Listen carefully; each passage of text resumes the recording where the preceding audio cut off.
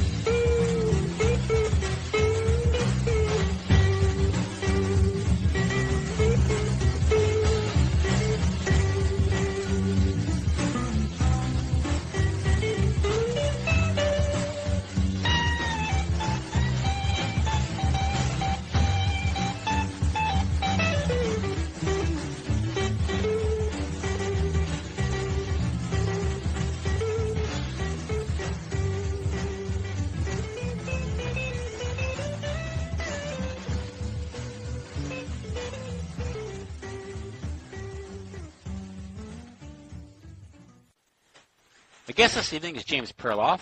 James Perloff is the author of The Shadows of Power, an expose on the Council of Foreign Relations. He also is the author of Truth is a Lonely Warrior, his most recent book. He also worked on I think he wrote the screenplay for Shattering, a documentary, latest documentary offering by Free Mind Films. His website is jamesperloff.com. James, how are you doing this evening? I'm doing real good, and it's good to be on your show, Interesting Times. I was noticing before I came on all the interesting guests, as usual, that you've had on. I noticed you had a show on Castro as a CFR agent, and I'm kind of interested to listen to that one because I've been kind of aware of Castro's U.S. connections ever since I read Mario Lazo's book, Dagger in the Heart, which was written back in 1968, about how the U.S. actually put Castro in power. But that's for another time. Yes. Now, you have a recent piece here regarding Christian Zionism. The Abomination of Christian Zionism, I think is the title. Mm-hmm. And, of course, you suggested that as a prelude to that subject that we discussed your earlier piece, is producing a one-world religion. It's a sort of a multi-step plan that you identify here. So, how do you want to get into this? Christian Zionism and one-world religion, and the Rockefellers and the Rothschilds, I guess. How does that relate? Okay. Well, it's actually a two-part article, I guess you could say. It's called The War on Christianity, Part 1 and Part 2, two separate posts. We're going to be talking tonight mostly about Part 2, which is on Christian Zionism, which embedded itself in the fundamentalist movement. But I thought, to be fair to the fundamentalists, since they are people who say they believe in the Bible, we should first talk about the worst side, which is the modernist movement that the Rockefellers founded, and that's found in Part 1 of my article, The War on Christianity. And just to put this in context, I know most of your listeners are familiar with the idea of the New World Order. And New World Order is based on consolidation of power. And so you see the EU being consolidated, the Europe is being consolidated under the EU. You see NAFTA being an attempt to consolidate North America into a North American Union. These are all regional stepping stones toward the world government, which the League of Nations and UN were formative steps towards. And this is all leading us towards really what the Bible would tell us is an end-time scenario where we have a Antichrist figure who will govern the entire world. To govern the world, you need a world government. Well, besides consolidating nations, they consolidate other things to get power over the world. For example, corporations. We have these 6 big corporations controlling all the media in America today. But if you go back to 1983, there were 50. And you see banks consolidating and multinational corporations consolidating, were run by fewer and fewer corporations. Well, in the religious field, they want a one-world religion, and that has meant consolidating the faiths, and that is where ecumenicism comes in. And the Rockefellers had a big hand in that. And the problem with Christianity was to bring us together with other religions in a one world religion would be a problem because Christianity is so unique. I mean, it is not really a to the degree that other religions are a works-based religion. We have Jesus Christ's death on the cross, the basis of our salvation in Jesus Christ. His resurrection is our hope, and that is very unique. And so, from the Rockefeller-Rothschild perspective, it was necessary to destroy Christianity's fundamental doctrines, to water it down, make it more like other religions so that it could be then blended together in this one world religion. And that's where the Rockefellers came in. The Rothschilds felt they couldn't do it because they were Jewish and looked strange if they started funding seminaries. But so the Rockefellers took the lead in that in America. And so they started funding seminaries like Union Theological in New York City because they knew that the best way to change the church was to get to the seminarians, to get to the future theologians of America. What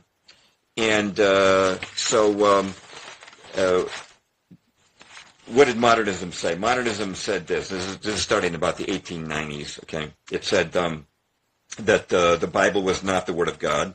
It was full of mistakes, that most of the books were not written by the purported authors, that Jesus Christ never did any miracles, there was no virgin birth, there was no resurrection, there ain't going to be no second coming, Jesus did not die on the cross in atonement for our sins, and even raised the question whether or not even existed.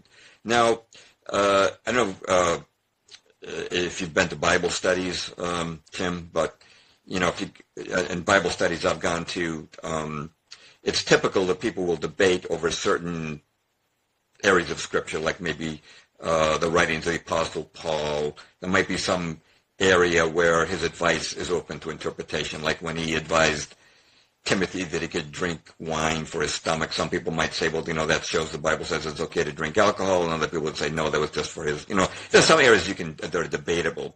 But this wasn't that kind of ideological process going on. The modernists were actually denying every fundamental doctrine, the basic doctrines of Christianity.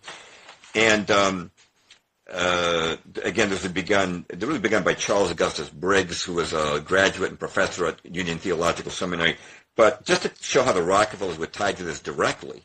I'm sorry, this is what became known as the higher criticism? Yeah, higher criticism of the Bible. Okay.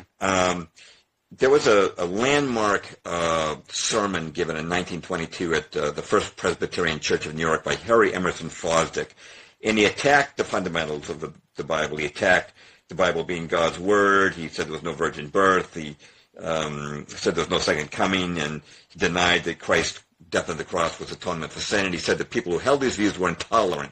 Well, the congregation was naturally very upset, and they held a heresy hearing, and he was expelled as pastor of that church. Well, guess what? Guess who hired him to be pastor of his church? None other than John D. Rockefeller himself at the church he'd built, Riverside Church in New York, at a cost of $4 million in 1920s dollars. And John D. Rockefeller paid for 130,000 copies of that sermon to be distributed to Protestant ministers. And to really tie it together, Harry Emerson Fosdick's brother, Raymond Fosdick, was the president of the Rockefeller Foundation. And you can see throughout time, you'll see that modernism has continued. You see, for example, the Jesus Seminar, where they said that 80% of the things the Bible says Jesus said, he never said. You see the Da Vinci Code, which is just modernism repackaged. It's just saying there was no resurrection, right? That Jesus married Mary Magdalene and all of that garbage. Okay. So, but along with that, there was one other thing I should mention that the Rockefellers were doing. To create a one-world religion, you need a structure. You need to have a structure by which denominations and religions can unite. So they formed the Federal Council of Churches, which became what we today call the National Council of Churches in 1908. And running that, they picked their man, John Foster Dulles. Now, John Foster Dulles was an in-law of the Rockefellers. That is to say, his wife, Janet, was a first cousin to the Rockefellers. And to give an idea of how much a globalist John Foster Dulles was, he was, besides being the attorney who had defended Harry Emerson Fosdick at his heresy trial, he was the legal counsel at the 1919 Paris Peace Conference, which proposed the League of Nations. He was chairman of the trustees of the Rockefeller Foundation, where Raymond Fosdick was president. He was a founding member of the Council on Foreign Relations. He contributed many articles to Foreign Affairs, but started with the very first issue of Foreign Affairs, which is the Journal of the Council on Foreign Relations, in 1922. He helped write the UN Charter. He was the chairman of the Carnegie Endowment for International Peace, where he chose as president of that body Alger Hiss, the communist spy. He became Secretary of State under Eisenhower, while his brother, Allen Dulles, was head of the CIA and president of the Council on Foreign Relations. I guess you could say it was establishment, right, Timothy?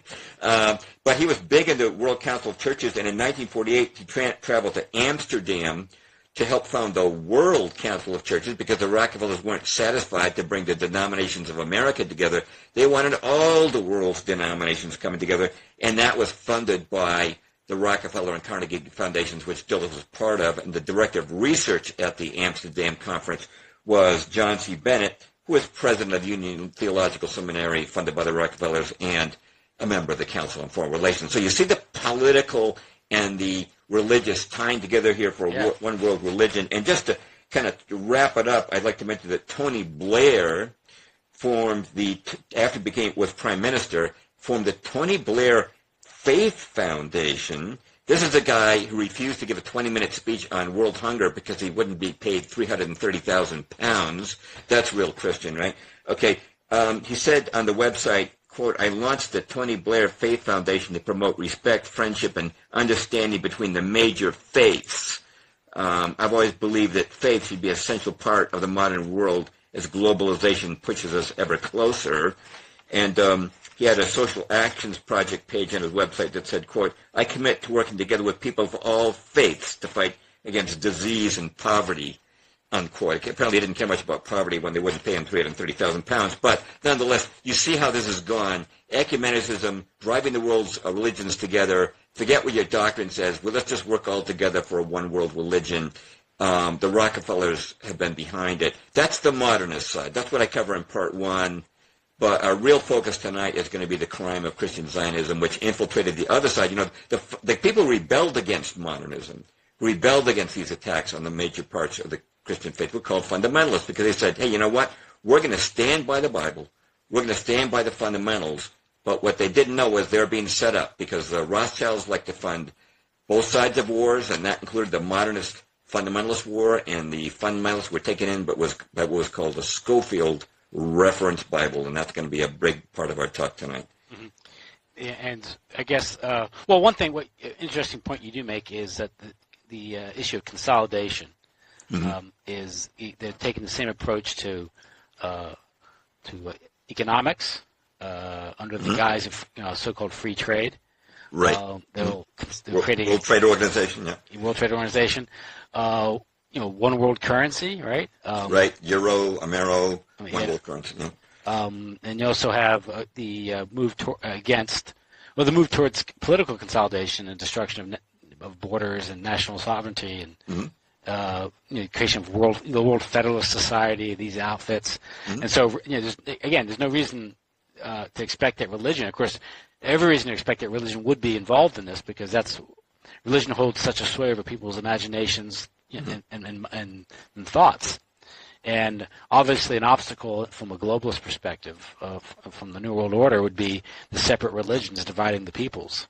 Correct. Yeah. And so they need to, I guess, sort of meld everything down, turn it into sort of this globular, watered down, I guess social gospel type religion where all distinctions all meaningful distinctions have been melted down, and you just have this, this sort of this one world, really fuzzy notion of spirituality, right? So. Yeah, exactly. That's exactly what they're after.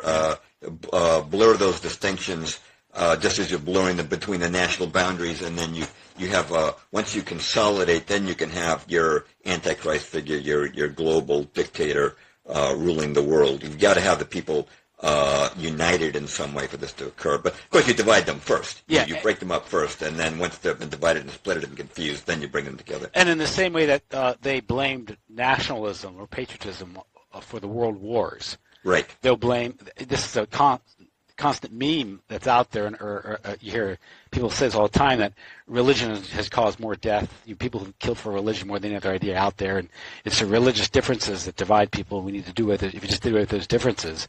Oh, perfect analogy. Yeah. Yeah, and so that meme is out there. Of course, what the reality is that it's the exploitation of patriotism, exploitation of nationalism, and the exploitation of religion by these higher forces, by the elite. Oh, you've nailed it. You've nailed it. And Rudolph Rummel, a professor emeritus at the University of Hawaii, pointed out that although they like to say that nationalism is causing wars and war is the most horrible thing in the world, he pointed out that in the 20th century, 6 times more people were killed by governments than were killed by wars. And so actually, you got a one-world government, you better watch out. And it's the great centralizers that have had the most blood on their hands. Yes. Stalin or Abraham Lincoln. It's the great centralizers, and it's the state itself. You mentioned Rummel and his democide, and obviously the biggest killers out there, the biggest violation of human rights have always been governments, big governments, by the way. So, and this isn't to say there aren't problems at the local level, but I'm saying the solution isn't a all-powerful centralized state, nor are the solution to religious differences is the imposition or destruction of the various faiths and religions, especially if it's done through malfeasance and social engineering, and as opposed to conversion, right? I mean, obviously, everyone who practices a faith by virtue of their faith means that they believe that their faith is the one true faith. It doesn't necessarily mean that you believe in conflict and forced conversions and things like that. So, which is actually a violation of Christian doctrine, particularly Catholic doctrine. Okay, so. You brought up the Scofield Bible, and his role in I guess Christian Zionism and the overall Zionist project, and the Zionist project's role in the New World Order. So let's get into that. Okay, it's funny. I just did a show on this with your friend Dean Arnold, as we were talking about off air, and we were given caveats at the beginning. We had all these caveats. We're joking about the number of caveats, but one of my caveats is that people who criticize Zionism, there is a sort of automatic suspicion that you're motivated by anti-Semitism. So I like to start out at these broadcast outsets by pointing out that I'm half Jewish myself. The Perloff family was originally Perlovsky. We were Russian Jews. My mother was not Jewish. But I am half Jewish. I'm not motivated by anti-Semitism. We're just looking for the truth here. I'm against racism in any way, shape, or form. So let's just get that off the table. Well, Zionism is a political doctrine and ideology, and it should not be immune to criticism or critique. I mean, correct. If anything, turnabout's fair play. I mean, talk about critique. I mean, the Jews critique a lot. So. Oh yeah, we'll get into that most likely tonight. What the Talmud really says about other people's non-Jews. But I should mention to get into the background of Christian Zionism. It really begins with before Scofield, with a guy named John Nelson Darby. Darby and Scofield being a disciple of Darby, developed this what's called dispensationalism. Darby's called the father of dispensationalism, but also out of this came our Christian Zionism. And what their theology claimed was a number of things. And for our purposes tonight, one of the main claims was that God wanted the Jews to return to Palestine and take it over. They also had other things like God has 2 plans of salvation, one for the Jews and one for the rest of us. And they also said that Christians should not involve themselves with worldly matters. We should separate ourselves. We shouldn't get behind a movie camera or be involved in the arts or business or politics, but we should leave those worldly things to worldly people. And you can see what the result has been of that doctrine in America. And they also said Hollywood. Yeah. Movies could be pretty good if go back to the golden age of television. There were very positive TV shows back then. Movies can be positive, but we've left them in the hands of the Satanists. That's because the religionists were actively involved in curbing Hollywood, whether it's the Catholics and Protestants originally both were. Yeah, Legions of Decency and good stuff. Well, anyway, they also said that there were dispensational ages, and I don't mind people dividing history into different ages if they want to, but the main thing from our perspective is they said that Jesus was not coming at the end of the world. He was only coming at the end of this particular age, which is a 6 of 7. And they said at the end of this age, Jesus is going to come back and he's going to rule from Jerusalem as a messianic king here on earth, an earthly king for 1,000 years.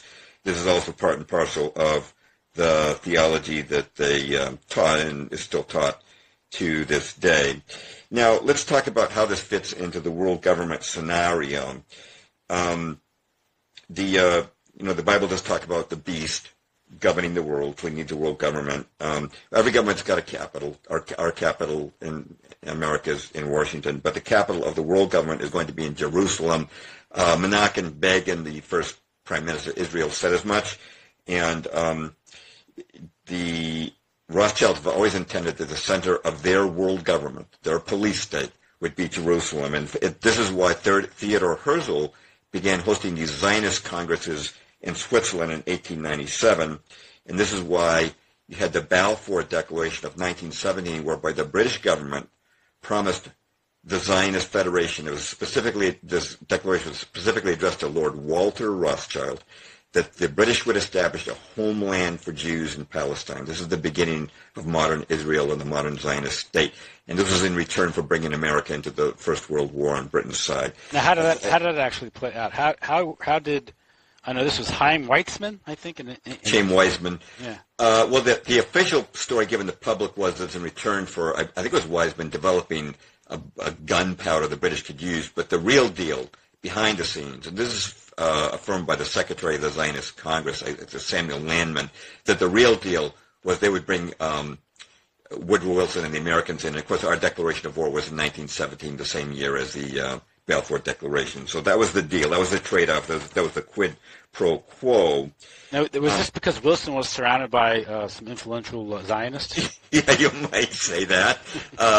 Samuel Untermeyer, who we'll be getting into tonight, and, of course, Edward Mandell House, and the whole Bankster dynasty, Jacob Schiff, and all those people were pushing for Bernard Baruch, who he appointed, head of the War Industries Board and made hundreds of millions of dollars in war profits for goods that were never delivered to our soldiers on the front, who were making $30 a month while they risked their lives. Morgenthau Sr., I think? Oh, yeah, he was in there. Brandeis, right? Judge Brandeis was the one who Samuel Untermeyer blackmailed Wilson to put in the Supreme Court. And wasn't Wilson also? Yeah, right. He was blackmailed because Wilson had some lady problems, right? Yeah, he had. Yeah, like so many people do. But now this is funny. Not Bill Clinton, not the first politician. Oh no. But this is interesting because all this pressure is being brought to bear in the United States by these supposedly disparate people. So there has to be an organization here, right? Oh. Sure, and that became really consolidated as a Council on Foreign Relations at the end of World War I, and that formalized it. And, of course, the Council's, which is the subject of my book, The Shadows of Power, produced the majority of our Secretaries of State, Secretaries of Defense, CIA directors, and Treasury secretaries. But this is the banks, the community. These are the guys who formed the Federal Reserve. And they secured all kinds of promises from Woodrow Wilson before he ran for president. And remember, the guy had no political background before he ran, except for 1 year as governor of New Jersey, which is just token, so he'd have some kind of political background. Right, and they recruited Teddy Roosevelt, right? Yeah, they recruited Teddy Roosevelt to break up the Republicans in 1912 so that Wilson could get elected he got elected with only 42% of the popular vote. But anyway, to bring us back to the New World Order and this idea of Jerusalem and the Zionism and the Jews taking over, the Zionists, the Rothschilds, knew they could not do this without the consent of the Christian community. And to get the Christians to consent, that's where the Scofield Reference Bible came in. That was its purpose. Was to change Christian theology. So let me just mention. So basically, you're suggesting that the Scofield Bible, which I hear a lot about, and just till fair least, I read your article. Like, oh yeah, okay. This is sort of I guess you could say, was a black op against the evangelical fundamentalist community. Yeah. That's a great way of putting it. I think I'll steal that. Okay. Okay. just mentioned Scofield's mentor, John Nelson Darby, 1800 to 1882. Scofield's 1843 to 1921. Now, John Nelson Darby, first read about him in the works of John Coleman, the former MI6 officer, who's written a lot about the Committee of 300. And in his books, I learned that Darby was, number one, a Satanist, number two, a Freemason, and number three, an employee of the British East India Company owned by the Rothschilds. And actually, if you want some evidence that he was a Freemason, just take a look at the fact that he calls God the architect. That's the Freemasonic designation for God. And he also read a Satanic Bible. And if you go to my website, jamesperloff.com, and click on the article on Christian Zionism, I hyperlink there to a major post at another website that goes through the entire Darby Bible. He translated the Bible satanically, and as an example of that, if you look at, I'll give you one verse here. This is from John 6:69. Peter said to Jesus, now this is from the King James, he said, quote, and we believe and are sure that thou art that Christ, the Son of the living God, unquote. Okay, now Darby, here's how he translated it. And we have believed and known that thou art the Holy One of God, unquote. Now, this is going to go right by the average Christian, but here's the thing. Holy One of God in the King James, that phrase is only used by demons. So what Darby was doing was taking the words of demons and putting them in the mouth of the Apostle Peter, and he did that throughout his whole Bible. But you hyperlink to the article. We're not going to dwell on it here, but he was a Satanist, okay, and he's the mentor for Cyrus Scofield. So let's move up to Scofield, okay, who wrote the Scofield Reference Bible, which birthed Christian Zionism. Now, Scofield started out as a crook. He was a politician in Kansas, which was very crooked in that era. We're talking the 1870s. And I'm going to quote from a Kansas newspaper, the Atchison Globe, 1881, quote, C.I. Scofield was appointed United States District Attorney for Kansas in 1873 and turned out worse than any other Kansas official, is now a preacher in Missouri. His wife and two children live in Atchison. He contributes nothing to their support except good advice, unquote. Now, that same year, the Topeka Daily Capital said, quote, Cyrus Scofield, formerly of Kansas, late lawyer, politician, and shyster generally, has come to the surface again and promises once more to gather around him that halo of notoriety that made him so prominent in the past.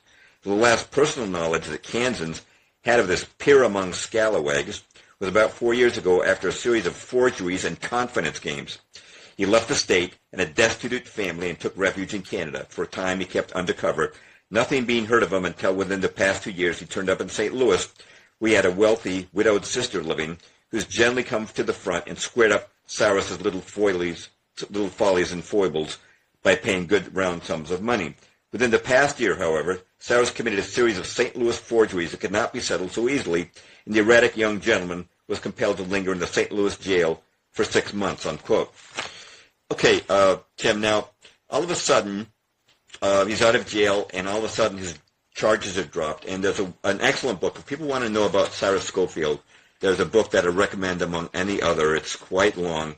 Well, I mean, by some standards, 400 pages. It's The Incredible Scofield in his book by Joseph M. Canfield. It's the most detailed biography. But he says here, quote, the very sudden dropping of criminal charges without proper adjudication suggests that Scofield's career was in the hands of someone who had clout, unquote. Now, allegedly, he converts to Christ in 1879 in his law office, but that's a little bit, I won't say that he didn't convert to Christ because only God knows his heart, but he should not have had a St. Louis law office because he was not a member of the Missouri Bar. He very quickly advances as a pastor. In 1881, he's already a St. Louis pastor. And then in 1882, he moves down to Dallas and becomes pastor of the First Congregational Church. Now, this is speculation, but people who've analyzed this believe he probably moved to Texas because his criminal background and his abandonment of his family was too well known in Missouri and Kansas, so he had to get out of that region where his background was known. And I should also mention that in his congregation in Dallas were some heavy-duty power brokers, such as the Dealey family. You have heard of Dealey Plaza and the Dealeys. They owned the Dallas Morning News. So, and they were connected apparently to Freemasonry. And we don't have evidence that Scofield was a Freemason, but we're going to see that hidden hands start to move him around. And you can interrupt me, by the way, anytime. At this point, well, whenever someone experiences a meteoric rise, despite a questionable background, it's reason to suspicion that he's being sponsored for some reason by higher powers. That's right, and we're going to see evidence for that. I want to mention here, because I know that Scofield's defenders would say something like this at this point. Well, it doesn't matter that he had a background of forgeries and confidence games and jail time, because many sinners have turned to Christ and become born again and forgiven of their sins. And that is absolutely true. But the problem is that Scofield continues to have issues even after he became a pastor. Okay, he became a pastor in Dallas in 1882. Meanwhile, 1883, his wife divorced him for abandoning her and their two daughters, Abigail and Helene.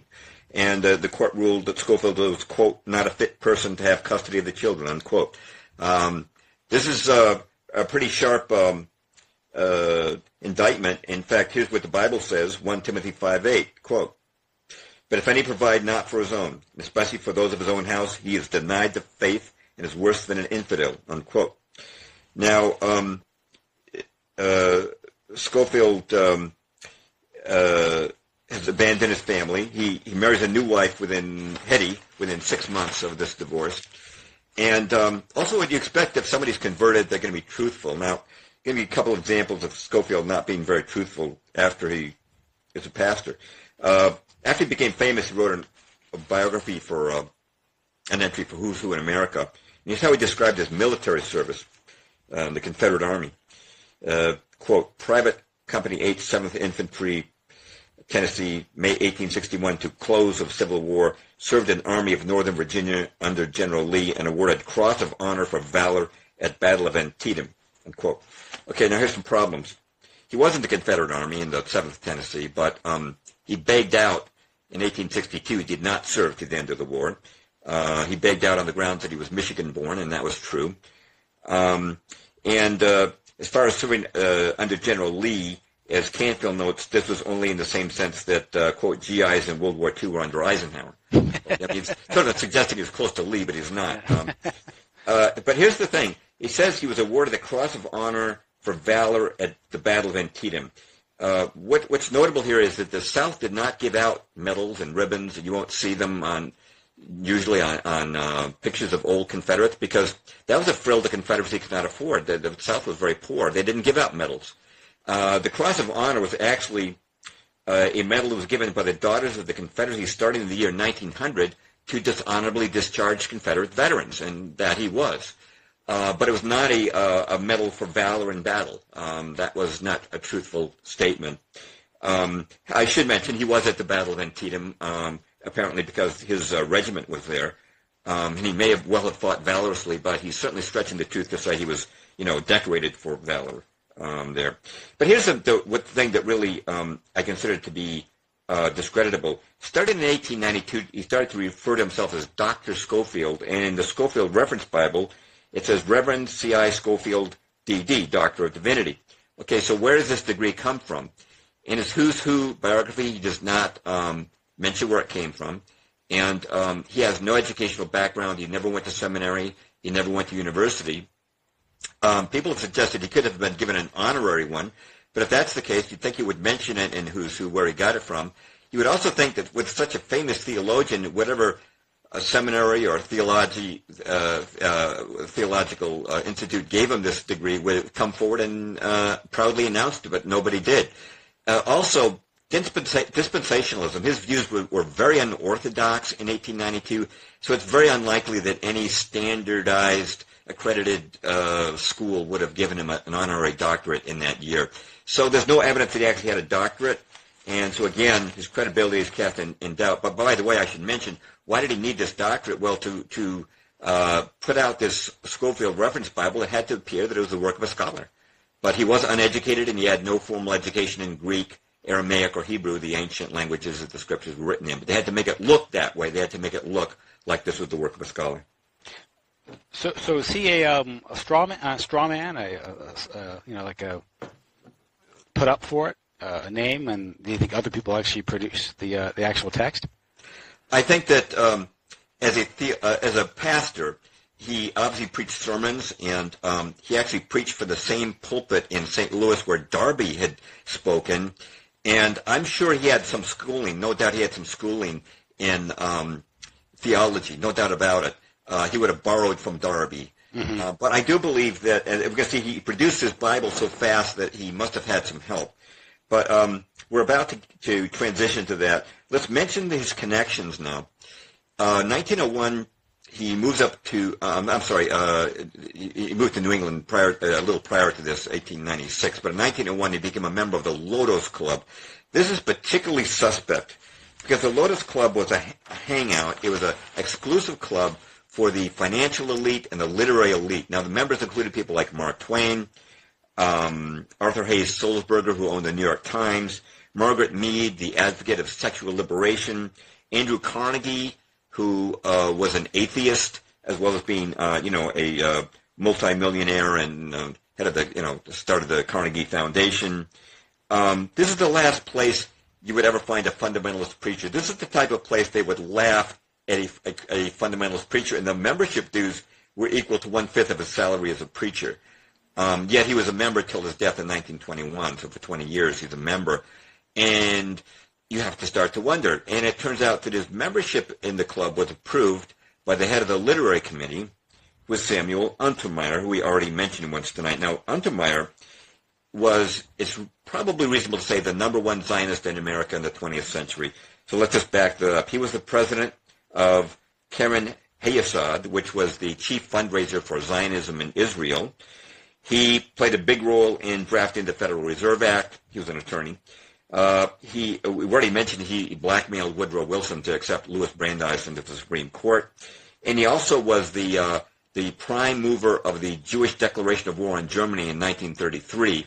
When I say declaration of war, I'm talking about an economic boycott which kind of provoked the tensions between the Germans and the Jews in Germany. So he is America's top Zionist, and is it a coincidence that America's top Zionist would approve into the Lotos Club the membership of the man who then gave us the Bible that birthed Christian Zionism? I do not believe that is a coincidence, Tim. Yeah, I understand why. Coincidences don't just happen. So, Untermeyer Park, right? That's the New York City. It's named after him, right? Which park? Untermeyer Park. Isn't there a park named after him? I wasn't aware of that, but I would expect that when you have great wealth, it's usual to see things, your name memorialized. That's also the site where, according to Maury Terry's The Ultimate Evil, where the satanic group that was linked to the Son of Sam killings carried out some of their animal sacrifices, dog killings, were in Untermeyer Park, if my memory serves me correct. I might be wrong, but I always thought that was an interesting connection. They served Untermeyer Park. Huh. Well, if we still had Dave McGowan around, he could probably tell us something about that. Yeah, some connection there. In any event, according to David Icke, I tend to believe this is true.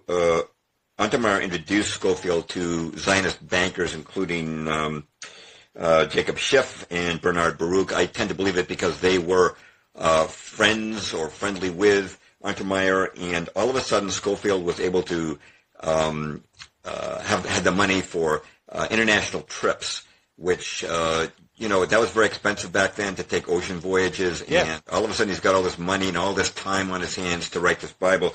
And he goes to England in 1904, and according to his official biography, which is written by Charles Trumbull, he went to England in 1904 with his wife Hetty, and he ran into a fellow named Robert Scott.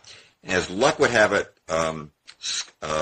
because Scofield told Scott, I want to write a reference Bible, this is according to the official biography, I want to write a reference Bible, but I don't know who would publish it. As luck would have it, Scott happened to know the head of Oxford University Press, Henry Froude.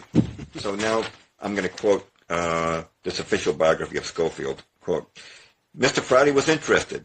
He said he would consult Mr. Armstrong. then head of the American branch of the Oxford University Press, Mr. Armstrong was immediately enthusiastic at the suggestion that this new reference Bible be brought out by the Oxford Press, and a preliminary understanding was quickly reached. Mr. Froude assured Dr. Scofield that if he finally decided to place the Bible with them, they could readily arrange a proper contract for the publication in the interest of each party, and so the publishing question was settled, unquote. Now, Tim, this is ridiculous. It's as ridiculous as his admission to the Lotos Club.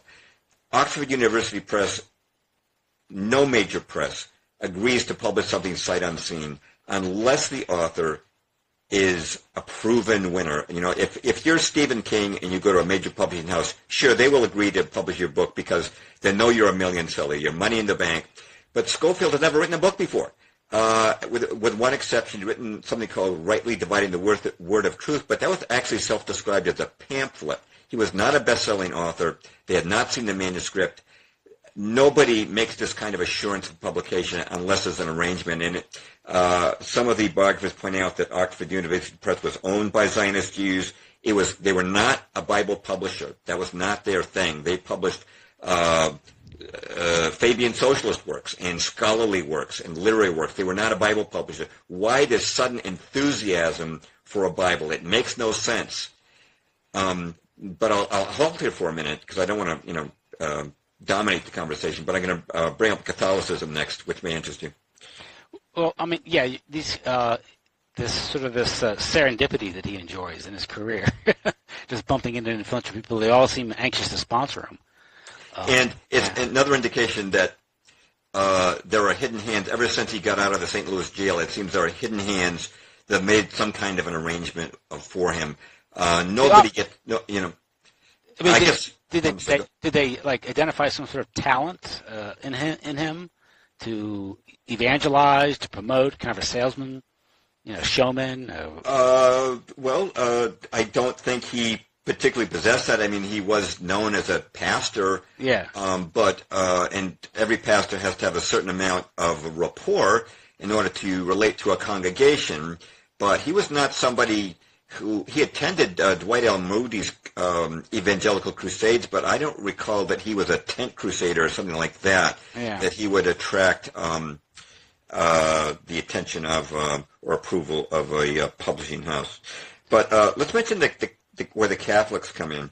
Now, I mentioned that it was necessary to have the Christian community agree for the Zionists to take over Palestine. Now, obviously, there's more than one branch of Christianity, and a major one is Catholicism. So in January of 1904, Theodor Herzl, who had been running these Zionist congresses in Switzerland, went to see Pope Pius X. And he asked if the Pope would bless the Zionist plan to create a Jewish homeland in Palestine. And Pope Pius X very politely told him no. He told them very polite, as I put it in my article, he told them very politely what he could do with his plan. And he was very polite about it, but he said, no, the Catholic Church could not endorse such a plan. We're not against Jews visiting Palestine, but we cannot endorse Jews taking over Palestine. Well, you can be sure this set off alarm bells for the Rothschilds. The Catholics were now out. They were not going to fall in with this plan. Well, but little historical perspective here. What year is this? This is January. The date of the meeting was January the 26th, 1904. Okay, so deal with geopolitics here. So at this time, the Ottoman Empire rules over Palestine, correct? That is correct. Okay. That is why the British have to invade it in 1917. Mm-hmm. That's why you've got Lawrence of Arabia going in. They have to fulfill the Balfour Declaration, so Britain can take over Palestine and then hand it over to the Zionists. Okay. That's actually what's going to take place. But the Catholics have said no very wisely, and now it becomes imperative for the Protestants to be brought on board. So I want you to notice the dates here. We don't know the exact date that Scofield went to England, but his biographer says early 1904. Now, the Pope has said no in January of 1904. I'm going to draw the conclusion here that the moment the Pope said no, the alarm bell went to Rothschild and the message went to New York, send Scofield to England, because now it became imperative to have the Scofield Reference Bible because the Catholics cannot be counted on to support the plan. Now, Scofield, when he leaves England in 1904, he immediately starts to work on his Bible. And where does he go to research his Bible? Of all places, Switzerland. And according to the official biographer Trumbull, he did 9 months of quote-unquote solid work there. Now, I have to ask the question, why would you go to Switzerland to research a reference Bible? The only reason that one could perhaps come up with would be that John Calvin had been in Switzerland and he had a library there. But to my knowledge, Scofield was not versed in foreign languages. I think the number one language they used in Switzerland is German. I don't think he would have known German. I don't know what language Calvin spoke. But in any event, it's not a place you would expect him to go to research a reference Bible. However, it was where the Zionist Congresses were being held. I should mention, though, that he apparently did not actually meet Herzl face-to-face. Herzl died in July of 1904, which is shortly before Scofield would have arrived in Switzerland. Nonetheless, I'm sure there were many other Zionists still hanging about from the Congresses. Also, Switzerland is considered the center of Freemasonry, and, of course, it's the big center of banking, where all those Swiss bank accounts have their homes. So Freemasonry and banking, huh? Yeah, I just mentioned some other possible explanations. So 1905, he heads back to America. Then 1906, he's back to New York and apparently Switzerland, according to some sources. 1907, he signs the final publishing contract. And in 1909, the very first edition of the Scofield Reference Bible comes out. So as we were saying before, Tim, he produces his Bible awfully quickly. For most people, they need to spend a lifetime on this. For him, it's taken less than 5 years. It would appear that he did have other people helping dictate the notes, but I don't doubt that some of it he wrote himself and borrowing, again, from people like Dorabine. I want to talk a little bit about the strategy behind this Bible. They used the King James Version, but actually, Scofield's favorite version was not the Scofield. He preferred the modern version we call the West Horsecut, which is a very watered-down version. For people who are really trying to trade on the Protestant side, who try to stay true to the scriptures, they do not care for the West Horsecut. I'm sorry, it's a Hort Westcott. Let me get my names straight here. Version. The reason they decided to use the King James is because that's what fundamentalists used. Okay, so that's why. But if you look at the Scofield Reference Bible, every time it disagrees with the modernized version, Scofield had a note saying the modernized version was more correct. Another strategy, which was very important at getting this Bible to influence people, Scofield put his reference notes right on the pages of the Bible. Now, this was a new thing. Normally, people who wrote Bible commentaries would write a separate commentary, separate from the Bible itself. Scofield put his notes right on the Bible. Pretty cheeky. Because what happened is it starts to give his notes an authority rivaling that of the Bible itself. And if people were trying to remember a Bible verse, and they often do, they would tend to remember his notes along with the Bible verse. In fact, perhaps for some people, they would even remember his note instead of the Bible verse. So that was another strategy they used.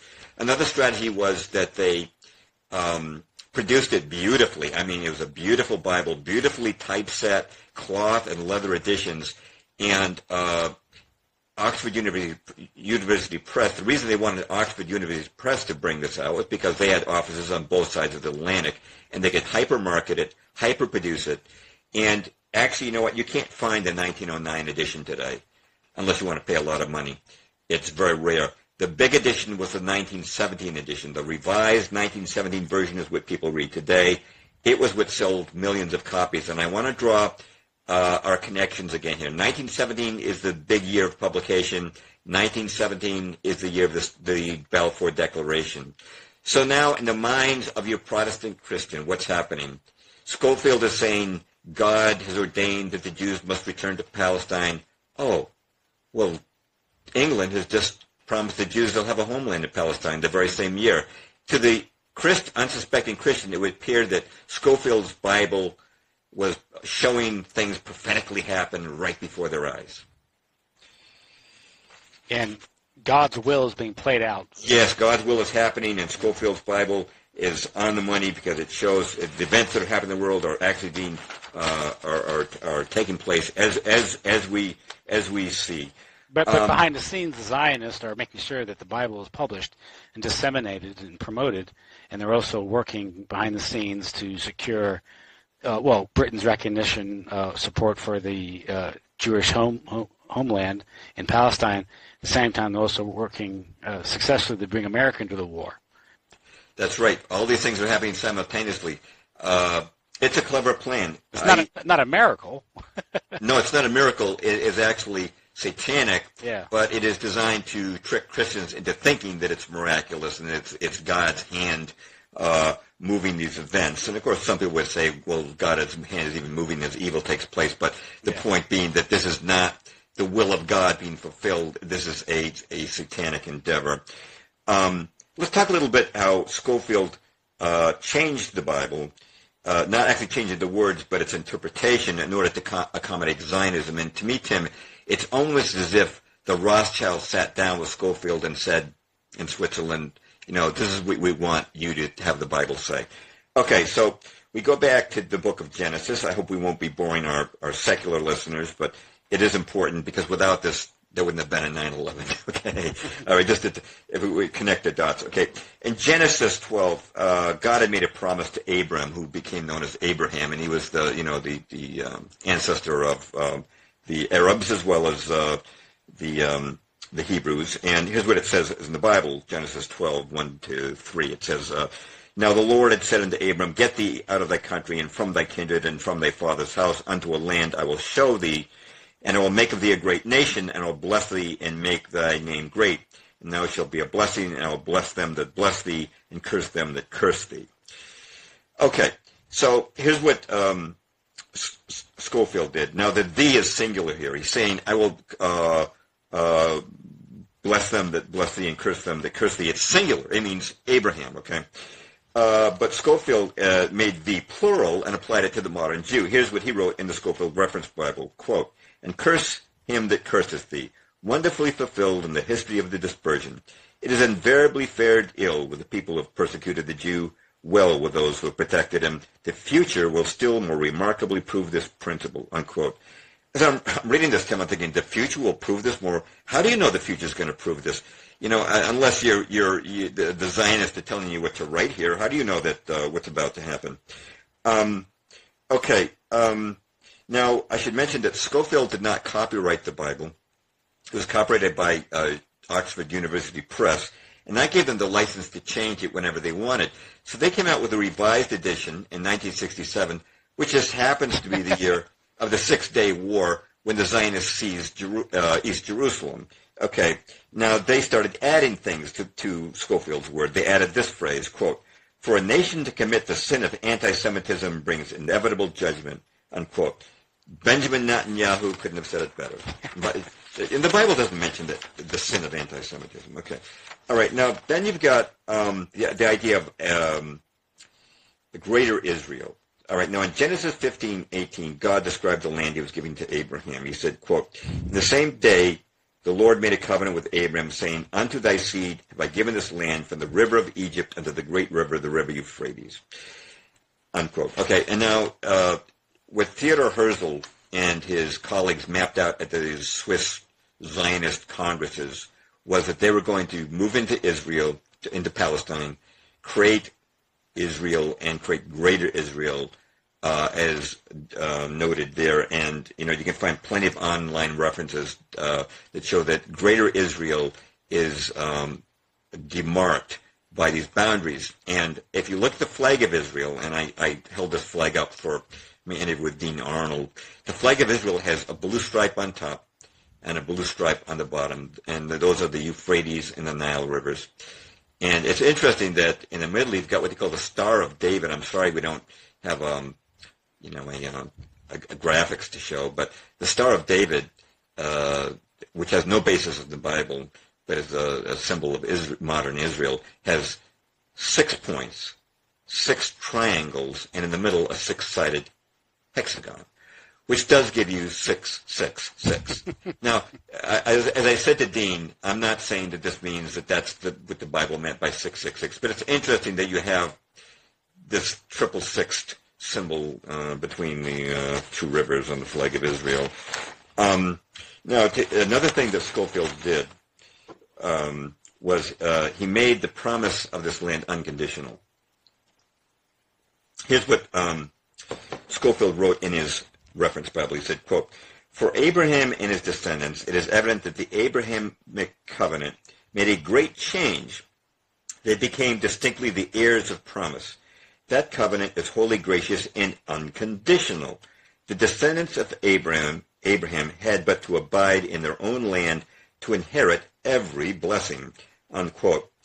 Tim, any Bible student knows that God's promises to Israel were always conditional. They were conditional upon their faith. And a great example of that would be Deuteronomy 28, where God lays out blessings for obedience and curses for disobedience.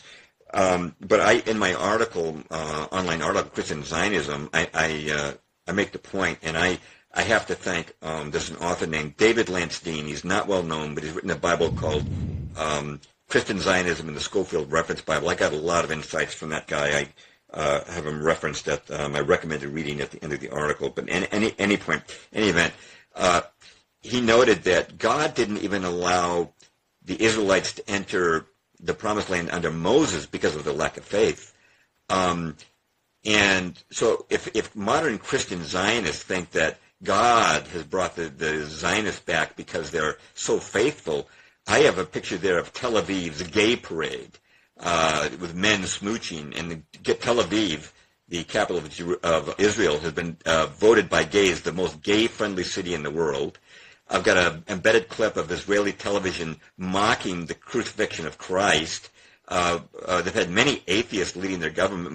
Their first prime minister, David Ben-Gurion, he didn't even go to synagogue. The guy was an atheist. So are these people more faithful than the people of Moses' day, that God brought them back to the land? The reason we had the destruction of the temple in 70 AD and the curse was brought on them because they rejected Christ. They haven't stopped rejecting Christ. There is no reason to believe that God brought them back.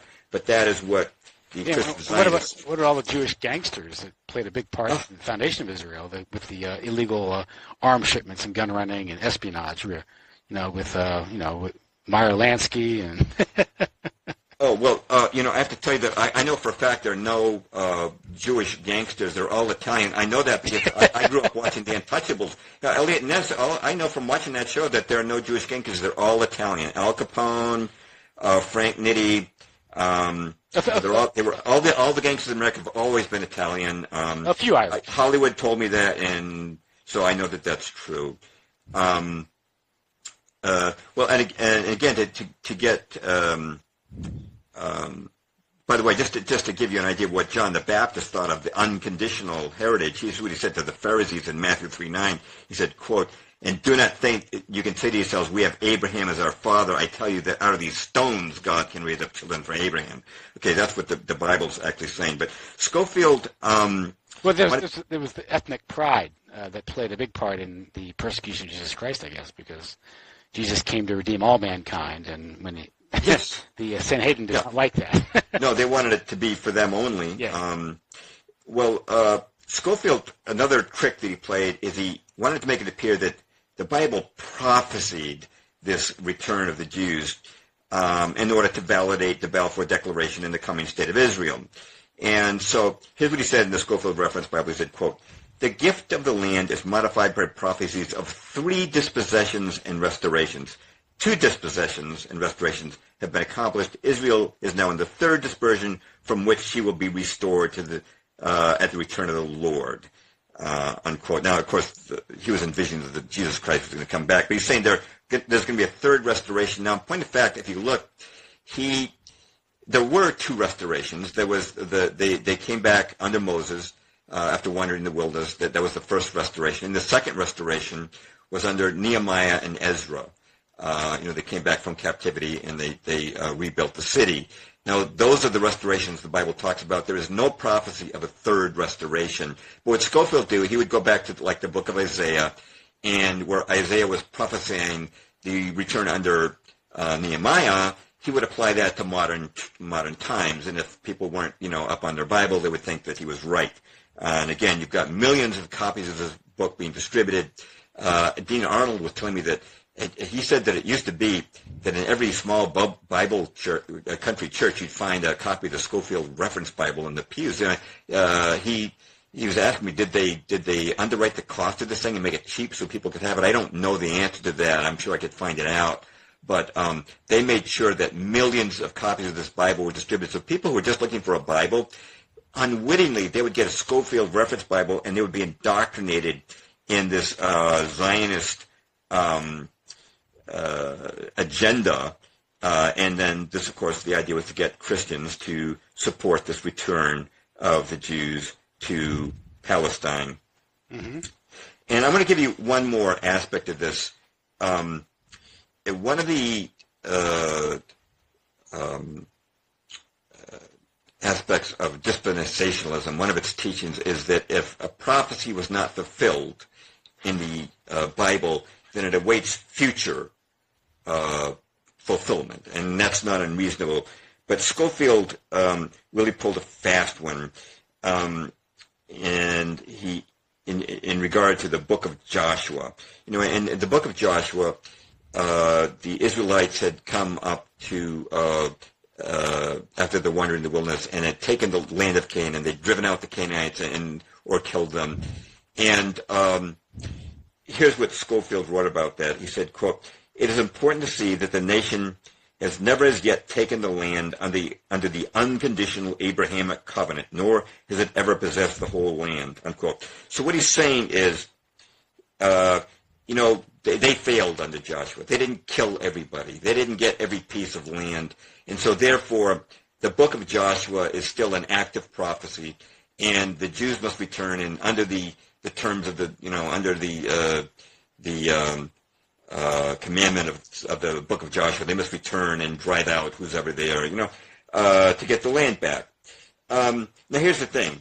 The book of Joshua says that the promise was fulfilled.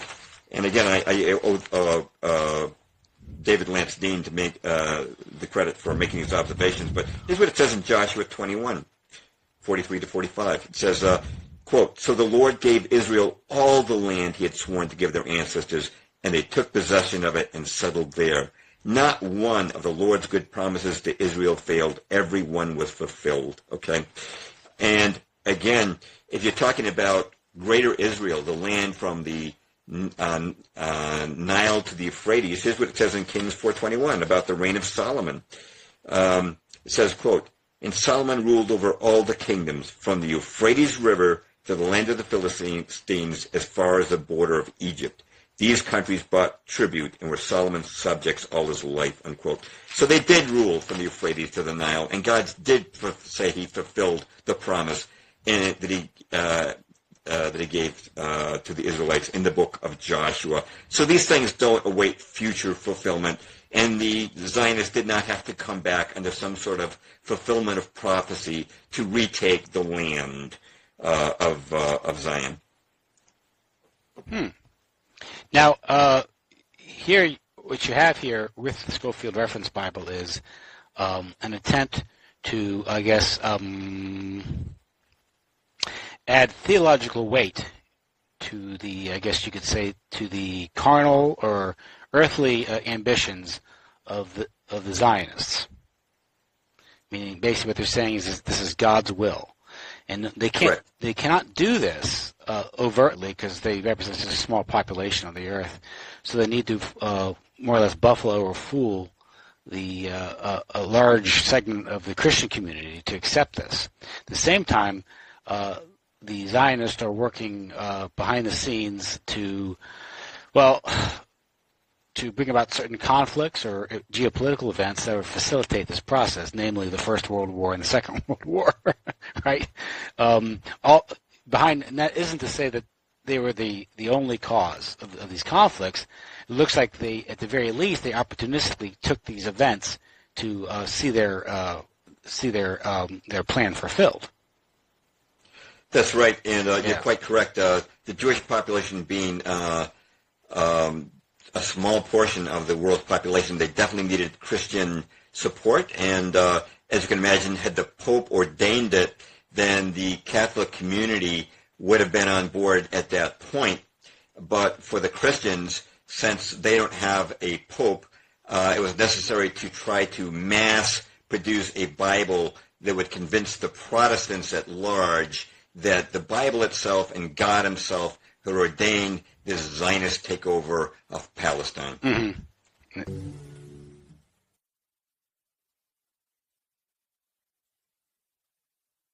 Yeah. Okay, we're back. Go ahead. Yeah, we took a little break there. I was getting a little tired and hoarse there, but took a little 5-minute break, and hopefully I'll be good to go for the rest of the show. I wanted to talk next about the legacy of Scofield and the damage that's been done. One, of course, has been the ethnic cleansing of Palestine. You had the Nakba of 1948, where the Zionists just drove out 750,000 Palestinians. And I want to quote here. It's from a website called If Americans Knew. The Zionist forces, quote, Zionist forces committed 33 massacres and destroyed 531 Palestinian towns. Arthur Norman Finkelstein, himself Jewish, states, according to the former director of the Israeli Army Archives, in almost every village occupied by us during the war, acts were committed which are defined as war crimes, such as murders, massacres, and rapes. Yuri Milstein, the authoritative Israeli military historian of the 1948 war, goes one step further, maintaining that every skirmish ended in a massacre of Arabs, unquote. Now, I saw the movie Exodus. I did not see that occur during that movie Exodus. Yeah, it's well, apparently it didn't occur then, because Hollywood always gets it right. Plus, Paul Newman is the most typical Jewish person I've ever met in my life, by the way. Let's see. You had, of course, you've seen the maps, the famous maps of the Palestinian loss of land, all illegal. Oh, you know what? I wanted to mention one more thing about Joshua before I forget it. Mm-hmm. It's true that God commanded Joshua and the Hebrews of that day to take out the Canaanite tribes, but there was a reason for that is often missed by people. And I've got an article on my website called "Making Sense of the Supernatural" that goes into this, but.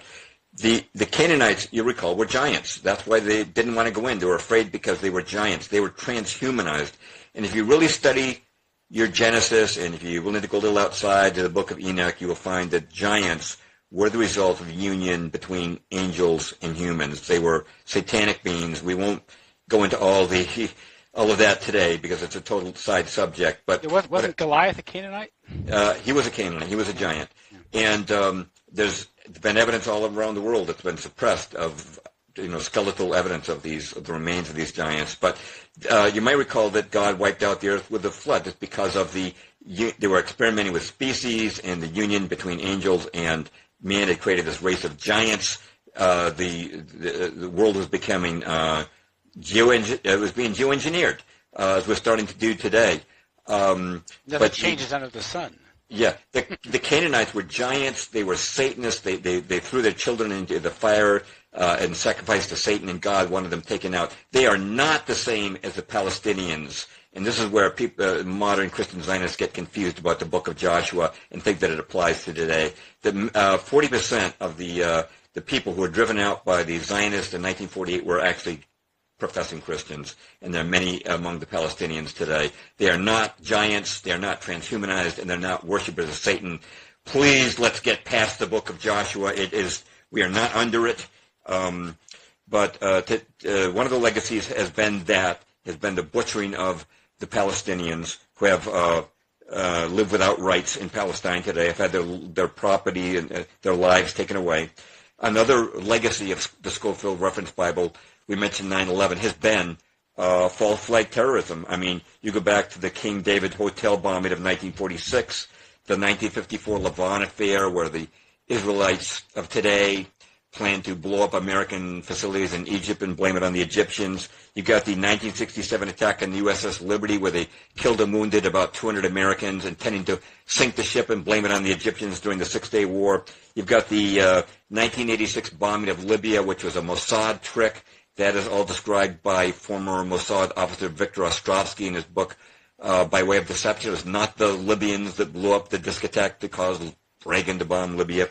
And, of course, you bring it right up to 9/11 and all the many connections there, from the dancing Israelis to Larry Silverstein to Daniel Lewin, the Israeli commando on Flight 11, to Dov Zakheim and Richard Pearl and Paul Wolfowitz and all the rest. So that's part of the legacy of the Scofield Reference Bible. And another one, and also you mentioned Ostrowski. He also claims that Carlos the Jackal was a Mossad asset. That's interesting. According to Dr. John Coleman, you know that movie, The Jackal, they made in 1973 about the attempt to assassinate de Gaulle? Yeah. They say that in reality it was not. The movie makes it out to the OSS, the French nationalist organization, trying to do that. They say that the Jackal was really sent in to take out de Gaulle because de Gaulle was trying to pull out of NATO. Because it's sort of like it was a Gladio operation. Yeah, that type of thing, and apparently de Gaulle had a strong enough intelligence service they were able to ferret the guy out. But that story's not fresh in my mind. So also, according to the guy who wrote Prophets of War, mm-hmm. What was his name? The book is over there. Well, he claims that the Killy-Lara affair was a Mossad operation too. Remind me of what that is. Is that a ship? Remind me what that was. Like Klinghoffer, the old Jewish guy was thrown off the side of the Killy-Lara. Oh, okay. Okay, now I remember. Yeah. And what happened was that he claims that Barry Menashe is his name, and he was involved in Iran-Contra and all that stuff, gun running. He was an arms intelligence op and an arms trader. Now, this is what he says, and he has his word, and these are spies, so take it for what they're worth. But he claims that was it Abu Nadal's group that did that?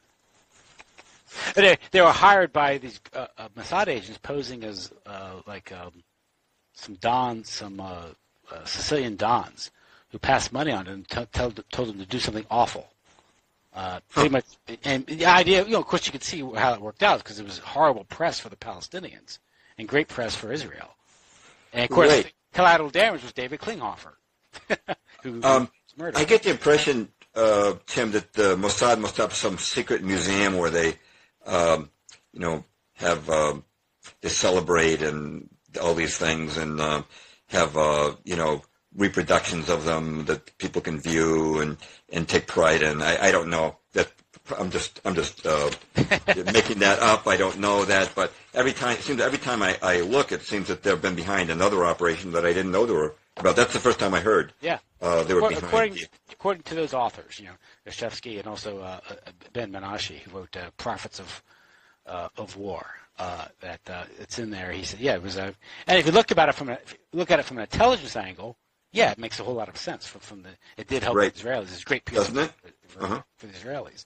We've got a long-standing principle of justice, which is presumed innocent until proven guilty. It's almost to the point you could reverse it for the Mossad, but no, they still deserve. They still deserve. By way of deception, right? Every situation has to be vetted and proven, but it gets bigger and bigger. The other thing I wanted to mention, I don't know how Catholics feel about this, but in my article I've got a quote from Bob Finley, who is the founder of Christian Aid, a very major British-based missionary organization. He talks about how the American Christian support for Zionism destroyed missionary outreach to Muslims. And let me get a quick excerpt from that quote. He said, quote, 50 years ago, millions of Muslims were open to the gospel. There was a great opportunity for reaching them for Christ. Muslims make up the largest segment of unreached peoples on earth, and they're very open until American Christians began to praise Zionist conquest in Palestine. Since most of the violence has been against Muslims, it's to be expected that Muslims in other countries would be sympathetic towards the victims and resentful towards the Christians who support Zionist expansion. Our missionary opportunity among them has been ruined, unquote. And that's from the head of one of the largest missionary organizations in the world. I don't know how Catholics feel about it, but I know that Protestant Christians who take pride in evangelism should take well note of the fact that their support for this Zionist violence has created this intense wedge between Christianity and Islam. Yeah, well, from the Catholic standpoint, I think a lot of the Catholic Church in the United States has been compromised, I think, by neoconservatism. and its dominance, current dominance within the Republican Party. Of course, they prove to be rather pro-Trotsky, they can adapt to any political party or ideology, it appears, whether it's Trotskyism or conservatism, things like that. But a lot of Catholics have now defaulted towards neoconservatism in the past, I guess, since Reagan. Because you had in the 70s when Catholics started becoming Republican because of the culture wars and the McGovernite takeover of the Democratic Party and the issue of abortion. And through that issue, the neoconservatives can give lip service to things like abortion. But at the same time, this causes a lot of Catholics to sign on to the neoconservative agenda, which is arguably, you could say, is a Zionist Jewish agenda. And so I think that's largely how the Catholic Church has been suborned in the United States to support the Zionist agenda. What you said is quite fascinating. That you would use an issue like abortion to draw people into another movement which has a larger agenda of crushing Israel's neighbors and drawing us into gigantic, costly wars. I hadn't looked at that particular aspect before, but your analysis is always spot on. Well, I mean, it's a dialectic, and the idea is, we'll say abortion is bad, but we won't do anything about it. And, right, it's still there. And that's the history of the Republican Party, right? That's I think that you're really nailing it. And also the idea that an issue like that can be solved politically when ultimately how abortion became legal in the country was ultimately because the culture was lost. And that was done indirectly through entertainment, you could say the Jewish takeover entertainment and culture in the United States. That had to precede, the cultural revolution had to precede the political revolution. And once the culture had been changed, then they could work through the courts. I mean, a good example, and now we're going off on abortion, but abortion laws in the United States weren't passed legislatively, nor were they a result of popular sovereignty. They were judicial decrees, like Roe v. Wade. Well, you know about all those penumbras that are coming out of the Constitution. Yeah, penumbras, emanations. But they can also shape the culture. That's the sexualization of American society through music in Hollywood, which the organized Jewish community has a large responsibility for. In fact, they even brag about it. So I think it's okay to criticize them for it if they openly brag about it. You can't, right. So, but I think that's largely how the Catholic Church has been suborned throughout the past few 3, 4, 5 decades, particularly since Vatican II, which turns out was utilized by B'nai B'rith. I think they hired who was that guy? Malachi Martin.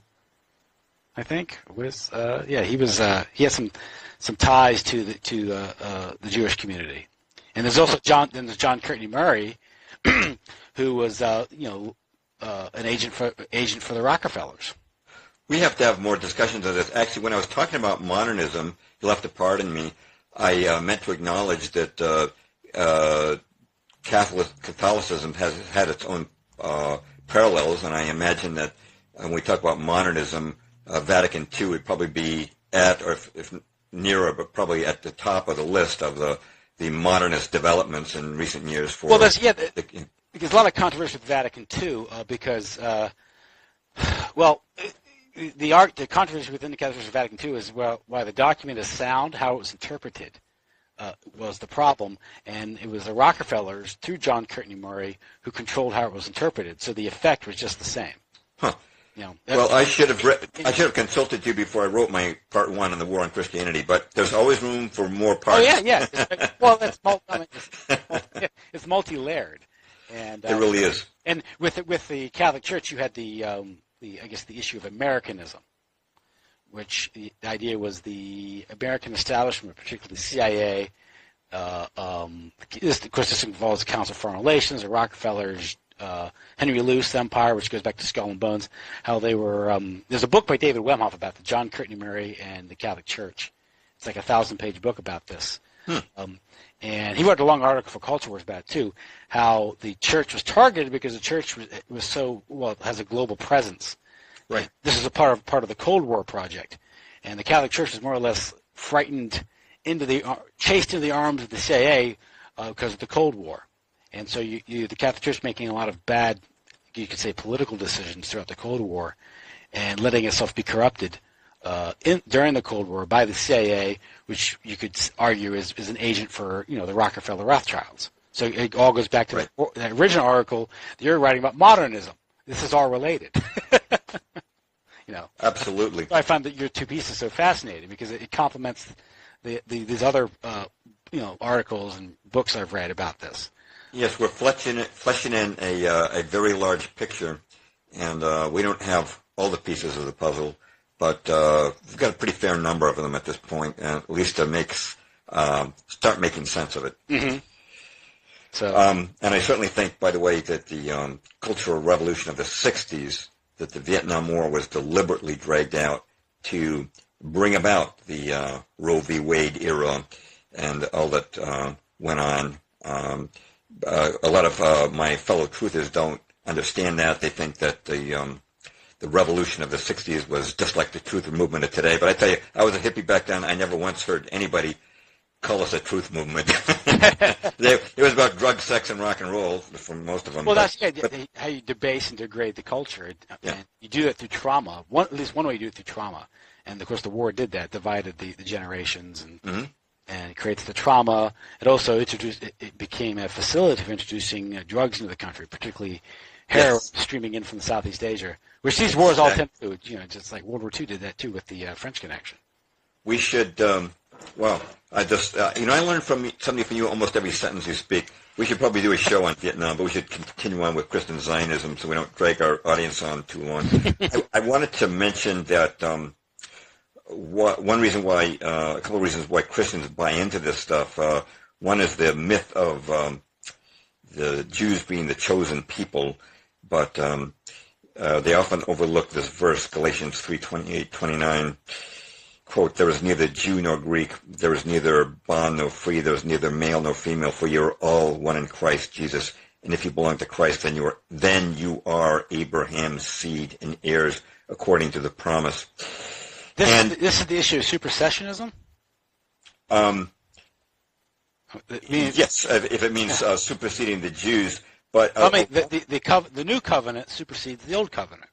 Yes, exactly. Yeah, okay, and many Christian Zionists seem to forget that. But there's another aspect of this when we talk about Abraham's seed, besides the fact that the church, through faith, became Abraham's seed, is that a lot of people are not aware that there's plenty of evidence that the current people occupying Palestine in the name of Jewry are not actually seeds of Abraham.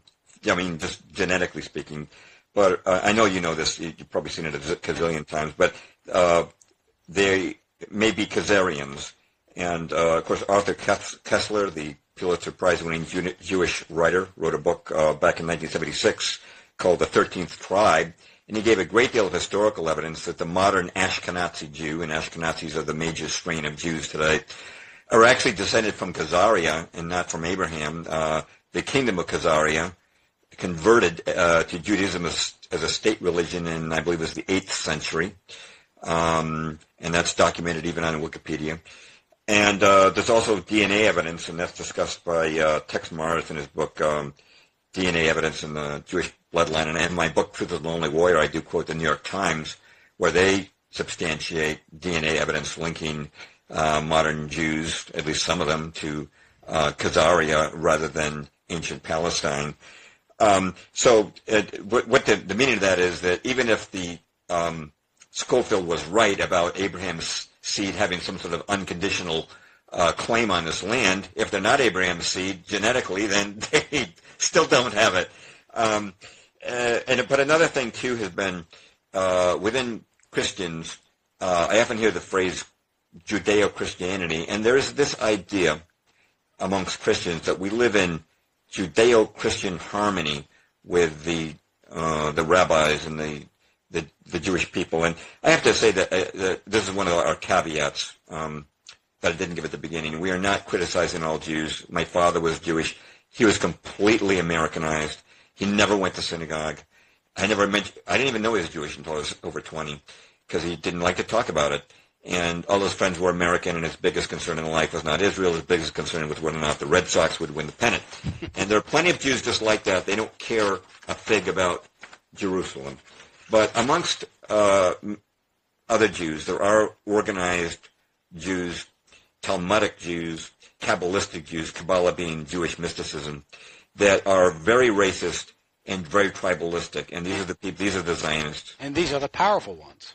Right. These are the Rothschilds. Yeah. And they follow the Talmud. It's as far as there's a mistake made by many Christians, which is they believe that modern Jews follow what we call the Old Testament and what the Jew would call the Tanakh. But actually, they don't follow the Tanakh. They follow the Talmud. Now, the Talmud. And this goes back to the destruction of the temple and the dispersion, right? That's correct. Yeah. Jesus condemned. Who did he condemn? Constantly condemned the Pharisees who were teaching the oral law, which negated the law of God. The Talmud is the written form of the oral law, which evolved over many centuries and became worse and worse over time. The Talmud actually says that Jesus is in hell boiling in excrement. It says that Mary was a whore. It says that Gentiles are donkeys. It says that a Jew may lie to a Gentile, and on and on. This was codified like in the 7th century or something? I don't know if there was a particular century where there would have been a century it was codified. I'm not sure if it's the 7th or not. But an excellent book to read on it is Judaism's Strange Gods by Michael Hoffman. That was a game changer for me. And another book that Tex Mars recently came out is called Holy Serpent of the Jews. He talks about the whole history of the Talmud and its relationship to Freemasonry and the New Age movement and to mysticism. Now, there's one thing I want to point out is yes. The Catholic Church did not know the Talmud existed till about the 13th century. Till I think it was Gregory the Ninth was informed on it. I believe I read that. Yeah, there was a Jewish convert to Christianity. I think Donan was his name. I read this first in last year. I read E. Michael Jones's book, The Jewish Revolutionary Spirit, and he has a chapter he calls "Rome Discovers the Talmud." And of course, you mentioned the culminating insults that the Talmud dishes out to Christianity. About Mary being Jesus boiling the excrement. Mary was a prostitute, and Jesus was a illegitimate son of a Roman soldier. Right. And when the church found out about this, it had some questions. So there was an inquiry conducted by the church, and they invited a rabbi to explain this to them. And I only mention this because it's a very funny part of this book. I hope I can find it. I forget the rabbi. Yehiel was the rabbi, and he was presented with these pronouncements of the Talmud. Jesus boiling the excrement, Mary being a whore, Jesus being an illegitimate son of a Roman soldier, and how Christians are to be treated by Jews and things like that. And Rabbi Yehiel, I'll read it to you. He says the rabbi was dumbfounded that he had to defend Jewish esoteric writings in a hostile environment. He says, so nothing like this ever happened before. Rabbi Yehiel, lacking any precedent for conducting a disputation of this sort, didn't know how to respond. When asked whether it were true that the Talmud claimed Jesus was condemned to an eternity in hell, immersed in boiling excrement, and Mary, his mother, was a whore, the rabbi could only respond, yes, those passages were in the Talmud, but they did not refer to that Jesus or that Mary. Not every Louis born in France is the king of France, Yehiel maintained, giving new meaning to the term chutzpah. Has it not happened, he continued, that two men were born in the same city and had the same name and died in the same manner? There are many such cases. One Jewish historian referred to Rabbi Yehiel's denial as the birth of Jewish humor. I thought that was a nice description of the discovery of the Talmud by the Catholic Church in the 13th century. And a tribute to Jewish secrecy that the Romans didn't find out about it for more than 1,000 years. Yes. But in any event, this is why Jewish people, and you can refer to Brother Nathaniel on this, people who are interested. Brother Nathaniel is Jewish, born and raised. He's now a Orthodox Christian. He explains that Jews were not kicked out of more than 100 countries, or at least 100 times from different countries and locations, because of some sort of global anti-Semitism. It was because of their Talmudic behavior, their own endemic racism, their belief that they had the right to steal, to lie to, in cases even kill Gentiles. And this is why they were expelled so many times. And even Martin Luther wrote extensively on them, and you'll see Christians falling all over themselves for his supposed anti-Semitism, but he was just describing what he observed.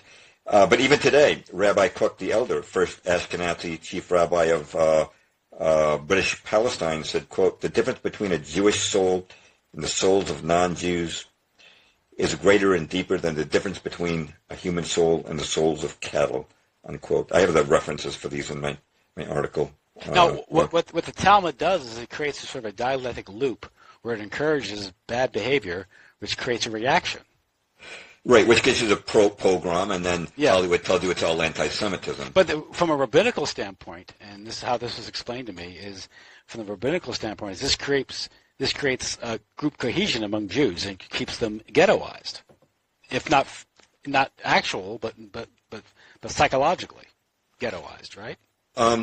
A very clever plan. Yeah. That's right. There's nothing that drives people closer together and bonds them together like having a common enemy. So if you're being persecuted together, you will bond and stay together until that day comes when the Rothschild plan for Greater Israel can come about. They stay alienated, and then, of course, when you become alienated from the host society, you tend to create what Ecumenical Jones says, it fosters a revolutionary spirit because you become subversive, and you see the host society as being a threat, so you always have to connive or trick to get around it to survive. And at the same time, what that means is many people. What it means is many of them literally think they're threatened, right? So, yeah, it's a great trick. You've seen that documentary, Defamation? I have not. It's made by a Jew. I forget his name, but it talks about these Jews that go to Poland to do the Auschwitz tour, the Poland, and they're I guess you could say they're chaperoned by intelligence operatives, and throughout this whole trip, they're being told that the Poles. They hate them, they want to kill them, and all this stuff. And so this convinced these Israeli students that the whole world hates them. That sounds like the strategy. Yeah, that's the rabbinical Talmudic strategy. That's what it sounds like. So, anyway, go ahead. We were talking about Judeo-Christianity.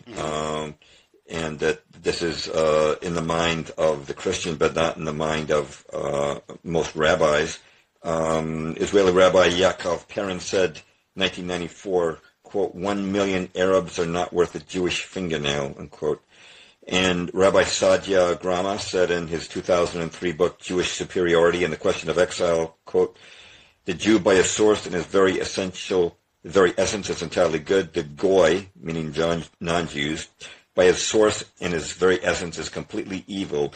This is not simply a matter of religious distinction, but rather of two completely different species, unquote. We could go on, but the point being that... how does this affect, these are the statements of these are the utterances or the proclamations of these rabbis and all that stuff. How does it affect the average Jew?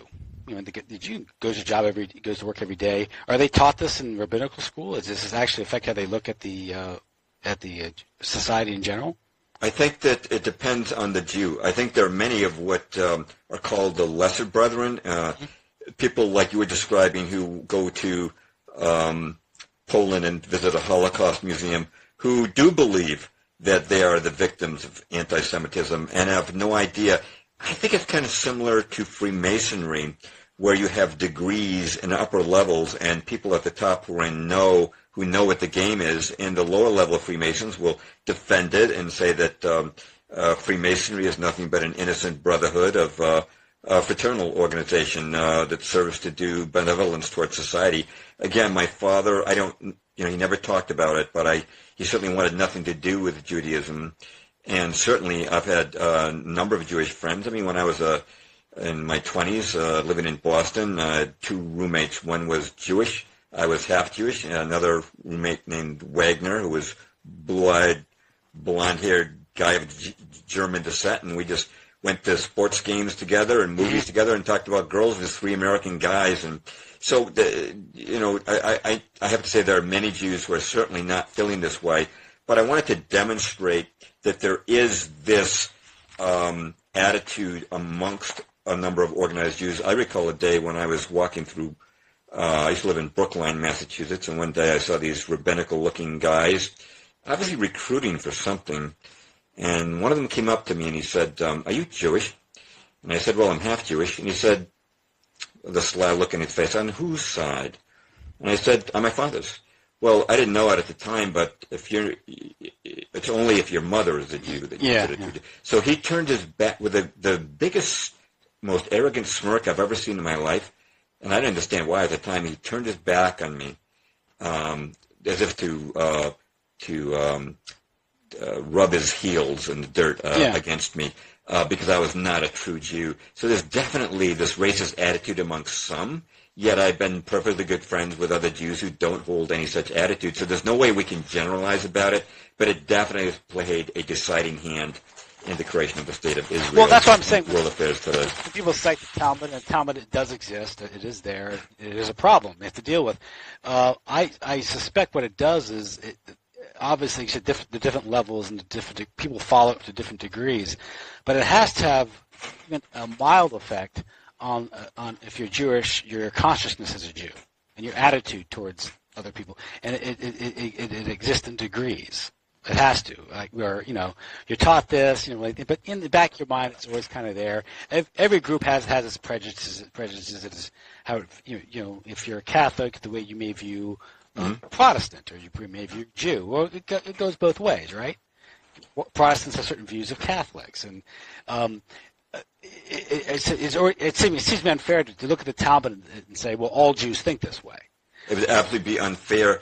But as you say, some of this has certainly trickled down, I think, to the average Jewish person has inherited some of this outlook if he's gone to synagogue. And certainly the narrative of the victimized, oppressed Jew, particularly the Holocaust narrative, right, which I think has largely been mythologized, based or exaggerated. It's a gross distortion of what really happened, in my opinion. What I'm saying is, nevertheless, is the vast majority of Jews believe the official narrative, and if you believe that in narrative, you can understand their reaction, right? Correct, exactly. Yeah. And so it's very important that when you're talking to a Jew, not to necessarily think that he was didn't believe in the Holocaust, but just lying about it. Yeah. Because most of them do believe the narratives that they've been taught. Yeah. As do most people, because that's the history right. they've been taught. Most people don't scrutinize history they're taught. They read the textbooks. They watch. Most people experience history through the movies and TV and popular culture, and so so it's you have to be careful when you're talking about this issue or any other related issues, that you're dealing with a lot of people who sincerely believe of these things as being true, and they're reacting to their perception of reality. It's not that they're deceptive or they're conspiratorial and Right. Yeah. Same thing with the Freemasons. Again, as an analogy, there are these upper-level Masons who are, they call them illuminated, and they belong to what they call the Palladium Rite. They're totally conscious of the Luciferian nature of what they're doing. Yet, even at the 33rd degree, there are Masons who don't understand that because of the labyrinth that Freemasonry is. So, there's no way you can generalize about these people. But it is important for us to know the history of their teachings and what has resulted in the state of Israel and all the gross consequences. I mean, the Rothschilds really being behind most of the world's major wars, certainly behind the world wars, dreadful consequences for the world at large as we find ourselves perhaps knocking on a third world war after countless unnecessary wars fought in the Middle East on Israel's behalf, and these false flag terror operations, 9/11 being the defining moment for our culture in this century, we're talking about something very significant here, even if the average Jew has no comprehension of it. Mm-hmm. I was going to just mention... there's one to that point. In the introduction to E. Michael Jones's book, talking about Jews as a political entity, as a group, as an organized community, and he stated it well here. Let me think here, because calling a Jew may or may not be prima facie evidence of anti-Semitism, but criticizing a group of people as Jews is regularly taken as such evidence. This is because it indicates that the group exists, that it has definable beliefs, at least in many contexts, and that it can, therefore, act in a certain way, and can be criticized for so acting. All of this does not change the fact that the main task confronting anyone who decides to write about the Jews is to define precisely what he means by that term. It is precisely in that manipulation of the term Jew that its political benefits lie. And so, that's the term where anytime you criticize Jewish people or Jewish organization, doesn't necessarily make you anti-Semitic. It means you're just criticizing them for their beliefs or their policies they're advocating or their behavior, and just holding them accountable like with any other human being. Right, and with any other race, exactly. Exactly. So there you go. And of all people, because the masters of critique have been the Jews, critiquing Christian society. So, like I said, turnabout's fair play. Read The Authoritarian Personality and what the American Jewish Committee had to say, Theodore Adorno and the Frankfurt School had to say about the traditional Catholic family, how it had to be destroyed in order to save the country from falling into fascism. Now, there's racism for you. Yes, at the core. An attitude of ethnically cleansing or destroying a type of people. Yeah. Sorry. I thought I'd add that part. So I'm sorry. Go ahead. Yeah. What were you saying? Well, I think we've gone kind of a long time. There's some parts of my article I'm just going to skip over, but I wanted to mention one thing, which is that Christians are actually getting prepared to, I believe, to worship the Antichrist, which is, something the Bible tells us not to do. And, when I was young as a Christian, I was reading different versions of the Bible. I noticed something. I noticed that in the older versions of the Bible, like the King James, Jesus said he was going to return at the end of the world. And the modern versions, the NIV and, the others, they all said that he would return at the end of the age. And I thought, well, why do some say the age and some say the world? Well, it turns out this is the inheritance of dispensationalism. Jesus did say he would return at the end of the world.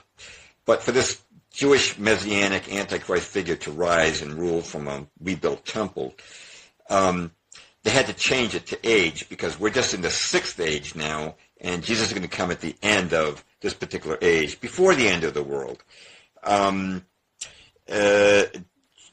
Let's see. Scofield wrote, upon his return, the king will restore the Davidic monarchy in his own person, regather dispersed Israel, establish his power over all the earth, and reign 1,000 years, unquote. That is Scofield. And I was talking to Dean Arnold, and Brother Nathaniel, I noted to him, said the same thing. This is a rebirth of a Jewish heresy called Chiliasm, which said that there would be a Jewish monarch who would rule the world for 1,000 years. The point I would make here is that as far as Jesus ruling in the temple for 1,000 years, I've heard this many, many times, you have to look at what Jesus actually did. When he was here on earth, they tried to make him a king many times, and he always refused. I mean, you take a look, John 6:15, it says, when Jesus therefore perceived that they would come and take him by force to make him a king, he departed again into a mountain himself alone, unquote. And what did Jesus say? He said, my kingdom is not of this world. Mm-hmm. But we're being told the opposite. We're being told his kingdom will be of this world. And there's a lot of contradictions if you start to think about this. When you ask your average evangelical Christian today, what's going to happen when you die? And they'll say, well, I'm going to go to heaven and be with Jesus forever. Okay, you've got a problem now, because if Jesus is going to come back and reign on earth for 1,000 years, you're going to be separated from Jesus for 1,000 years. I mean, the way the brother Nathaniel says that, he says, which is Jesus can have an email address. The 1,000-year reign actually comes out of a single passage in Scripture, which is Revelation 21-6. And as you know, Revelation contains a lot of symbolic language. What I comment in my article is very dangerous for any church to base its doctrine upon a single passage of Scripture. You've got to have other confirmations. Now, they'll try to bring in passages from Isaiah where it says that, peace will come out of Zion or something like that, and they'll try to apply it here. But there's only one passage that talks about a 1,000-year reign of Christ. And I was attending a fundamentalist church, Tim, and one day the teacher, Sunday school, was teaching from the book of Ezekiel. He was teaching us that, the book of Ezekiel described a temple that was never built in ancient Israel. So he said, he used the old Scofield argument. If it wasn't fulfilled then, it'll be fulfilled in the future. And he said that Jesus is going to reign the world for 1,000 years from this Ezekiel temple that's going to be rebuilt. And so I started looking at the book of Ezekiel, and here's what it says. It says, quote, also one sheep is to be taken from every flock of 200 from the well-watered pastures of Israel. These will be used for the grain offerings, burnt offerings, and fellowship offerings to make atonement for the people, unquote. Now, Timothy, if people know their scripture, and a Bible teacher should know this, we don't use animal sacrifices anymore. But this is what this guy was teaching. How many times did the book of Hebrews tell us we're done with that? The book of Hebrews says in chapter 7, it says, Jesus has become the guarantor of a better covenant. Unlike the other high priest, he does not need to offer sacrifices day after day, first for his own sins and then for the sins of the people. He sacrificed for their sins once for all when he offered himself. I spotted another passage in Ezekiel. It says, this is what the sovereign Lord says, no foreigner uncircumcised in heart and flesh is to enter my sanctuary, not even the foreigners who live among the Israelites, unquote. So I'm saying to myself, this is Jesus. He's going to, the gospel for all people. How can he not allow foreigners in? Is he going to require circumcision again? Because here's what the Apostle Paul said. He said in Galatians, he said, quote, mark my words, I, Paul, tell you. Are you hearing me? Yeah, you're just breaking up a little bit. Go ahead.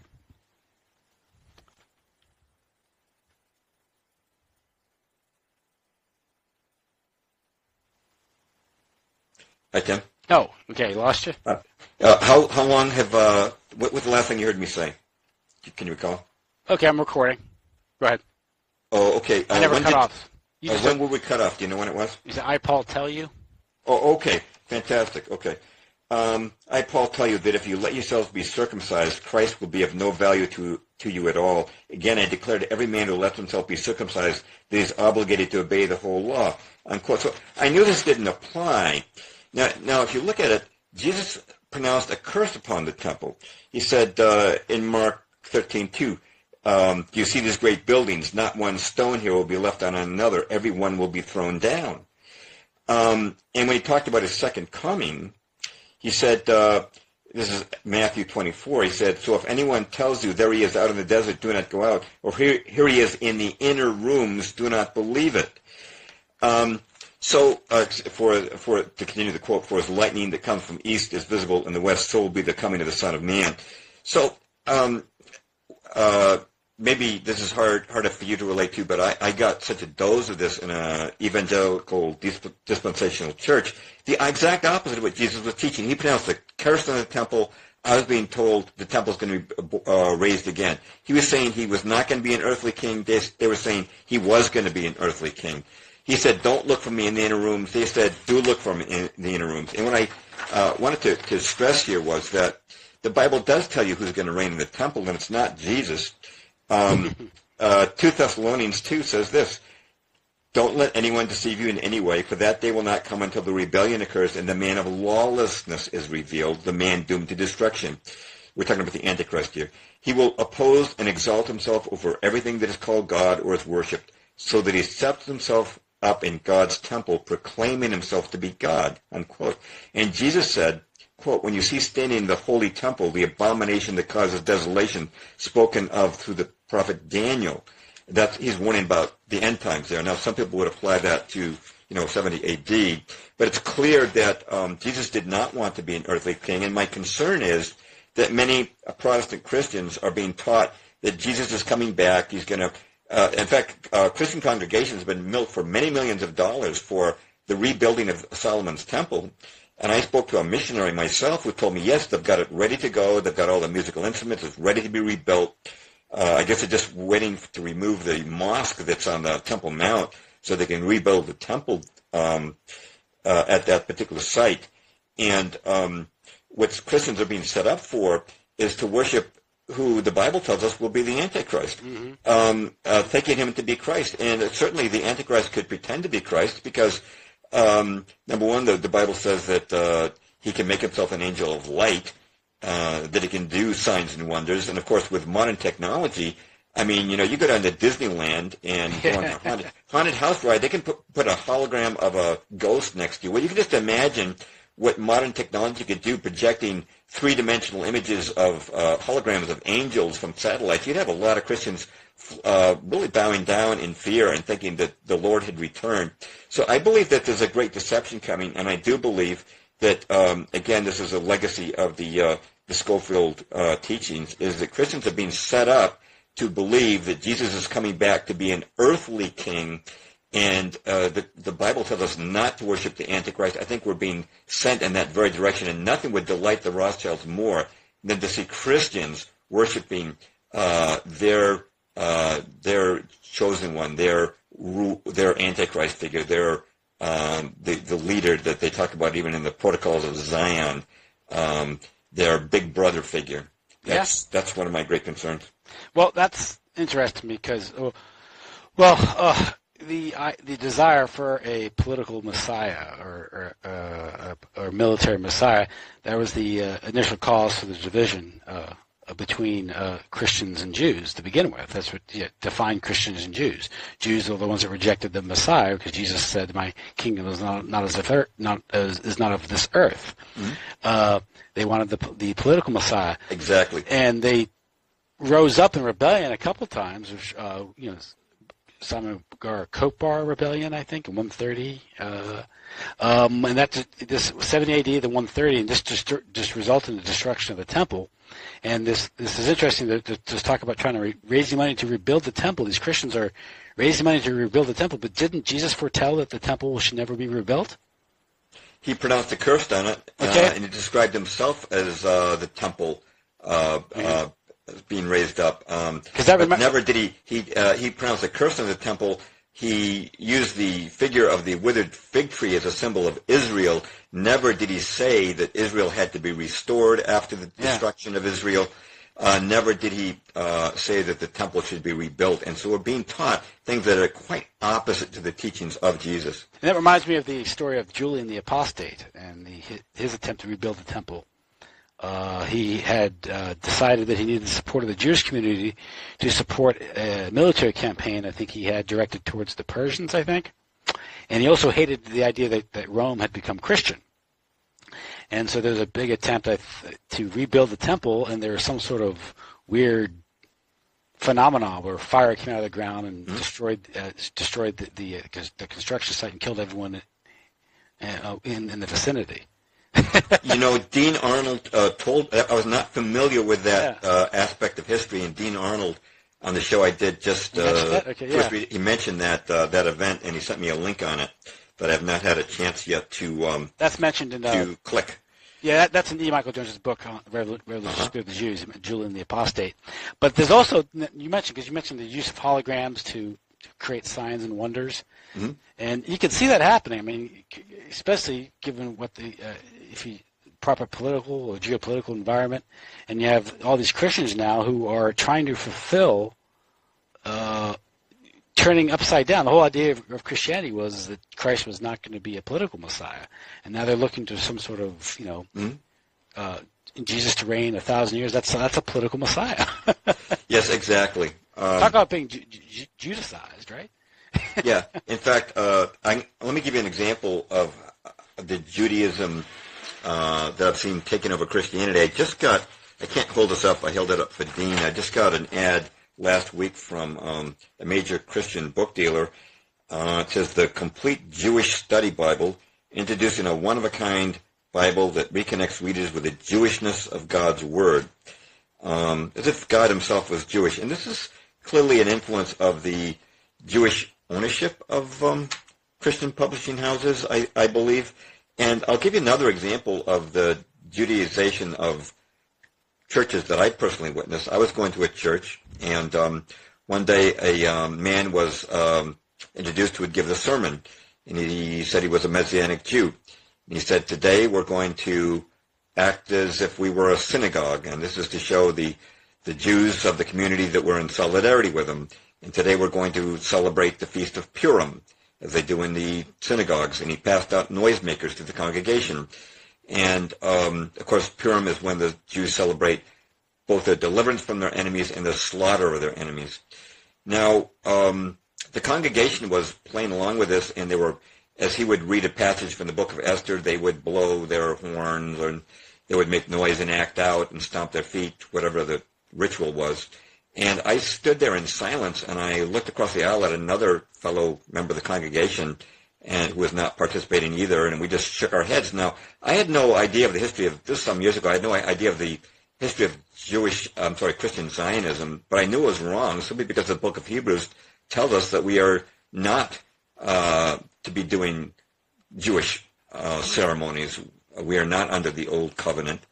But this is another example of how the church is increasingly being Judaized and being driven towards the worship of this Jewish Messiah. I personally think that this had nothing to do with showing solidarity to the Jewish community, because there were no synagogue Jews there to witness it. And I have a sneaky feeling that this person was rather snickering at us celebrating our own funeral, because in the Talmudic outlook, it says that Talmud actually says when the Messiah comes, he will wipe out the Christians. And my feeling is that once Greater Israel has been created and Israel no longer needs the American military anymore, they would have no hesitance or sorrow at seeing America destroyed and the Christian church along with it. Mm-hmm. And, well, yeah, it's talk about the Jewish takeover, and again, it's you see it in the culture. You see it. I think you can argue economics. You can see it with the acceptance of usury by the Christian church, particularly by the Catholic Church. It used to be that it was condemned. So you prepare people to accept these things, and the big thing is, again, once you get the Christian community signed on to advocating Zionism, which is political, a political state, and all its ambitions, you're preparing them just for this very thing, because you're changing doctrine, you're changing theology, and you're twisting. That's what Scofield did. That was the purpose. As I say, I could easily see him just sitting at table with the Rothschilds being told what his Bible was to say, because he certainly fulfilled their ambitions to the T.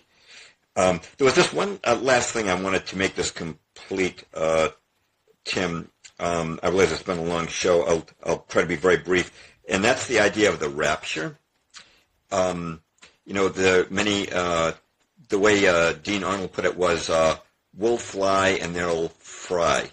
There's this Christian idea that Christians will not experience the persecution of the Antichrist, but they will be raptured up first. And of course, this was really a concept that was really fathered by John Nelson Darby and furthered by Scofield. It was a Left Behind series and all that. Yeah, and Left Behind. It's become predominant with Hal Lindsey and other people who have great influence. That just to make it clear, the reason that the Rothschilds or any of these proponents of the upper levels would have wanted this idea proposed would be that Christians are not apt to oppose a New World Order if they think they won't be around to experience it. Now, I'll very quickly mention that there's a passage in Scripture that Christians use to justify this, and it's 1 Thessalonians 4:16, 17. It's for the Lord himself will descend from heaven with a cry of command, with the archangel's call, with the sound of the trumpet of God, and the dead in Christ will rise first. Then we who are alive, who are left, shall be caught up together with him in the clouds to meet the Lord in the air. And so we will always be with the Lord. Now, what I want to point out is that every other passage of Scripture which refers to Jesus coming in the clouds is clearly about his second coming. Mm-hmm. Never did he say that he was coming two times. He didn't say, I'm going to come once for a rapture, and then I'm going to have a second coming. For example,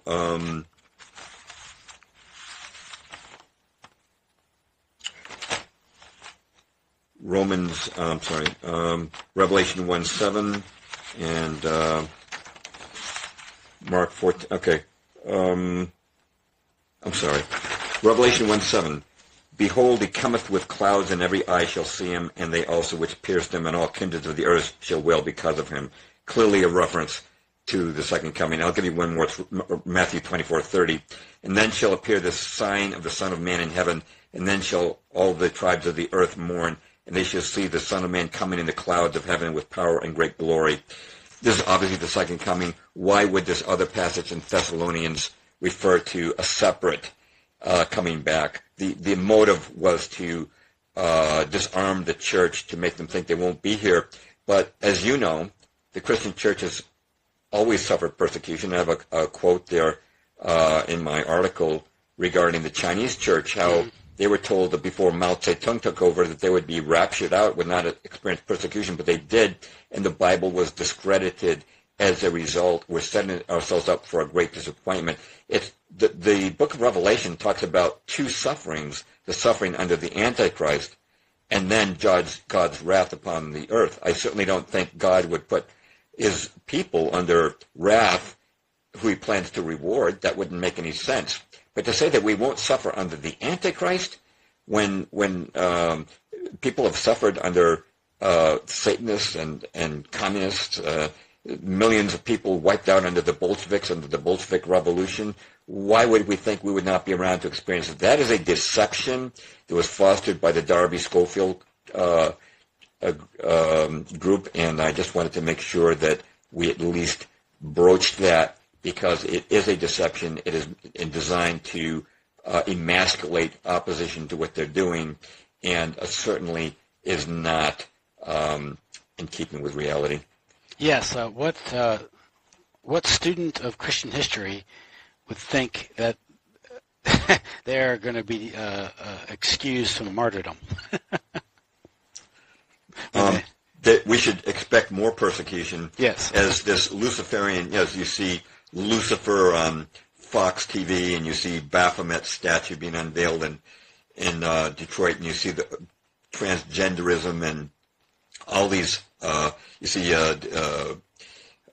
Madonna dressing up as Baphomet at the Super Bowl halftime show, and all these other things going on. You realize we're headed into a Luciferian age, and you can be sure that the Christians will be targeted again. I believe the Christian church is only tolerated right now because Christian Zionism is needed for Israel to create its goal, to fulfill its goal of greater Israel. We've already destabilized Iraq, Afghanistan, Libya, now Syria. Only Iran remains in the way. If we took out Iran, I think they'd be done with us. That's not a very hopeful thing, but as you know, our hope lies in eternal life with Christ and not in what takes place on the earth. But in the meantime, we should be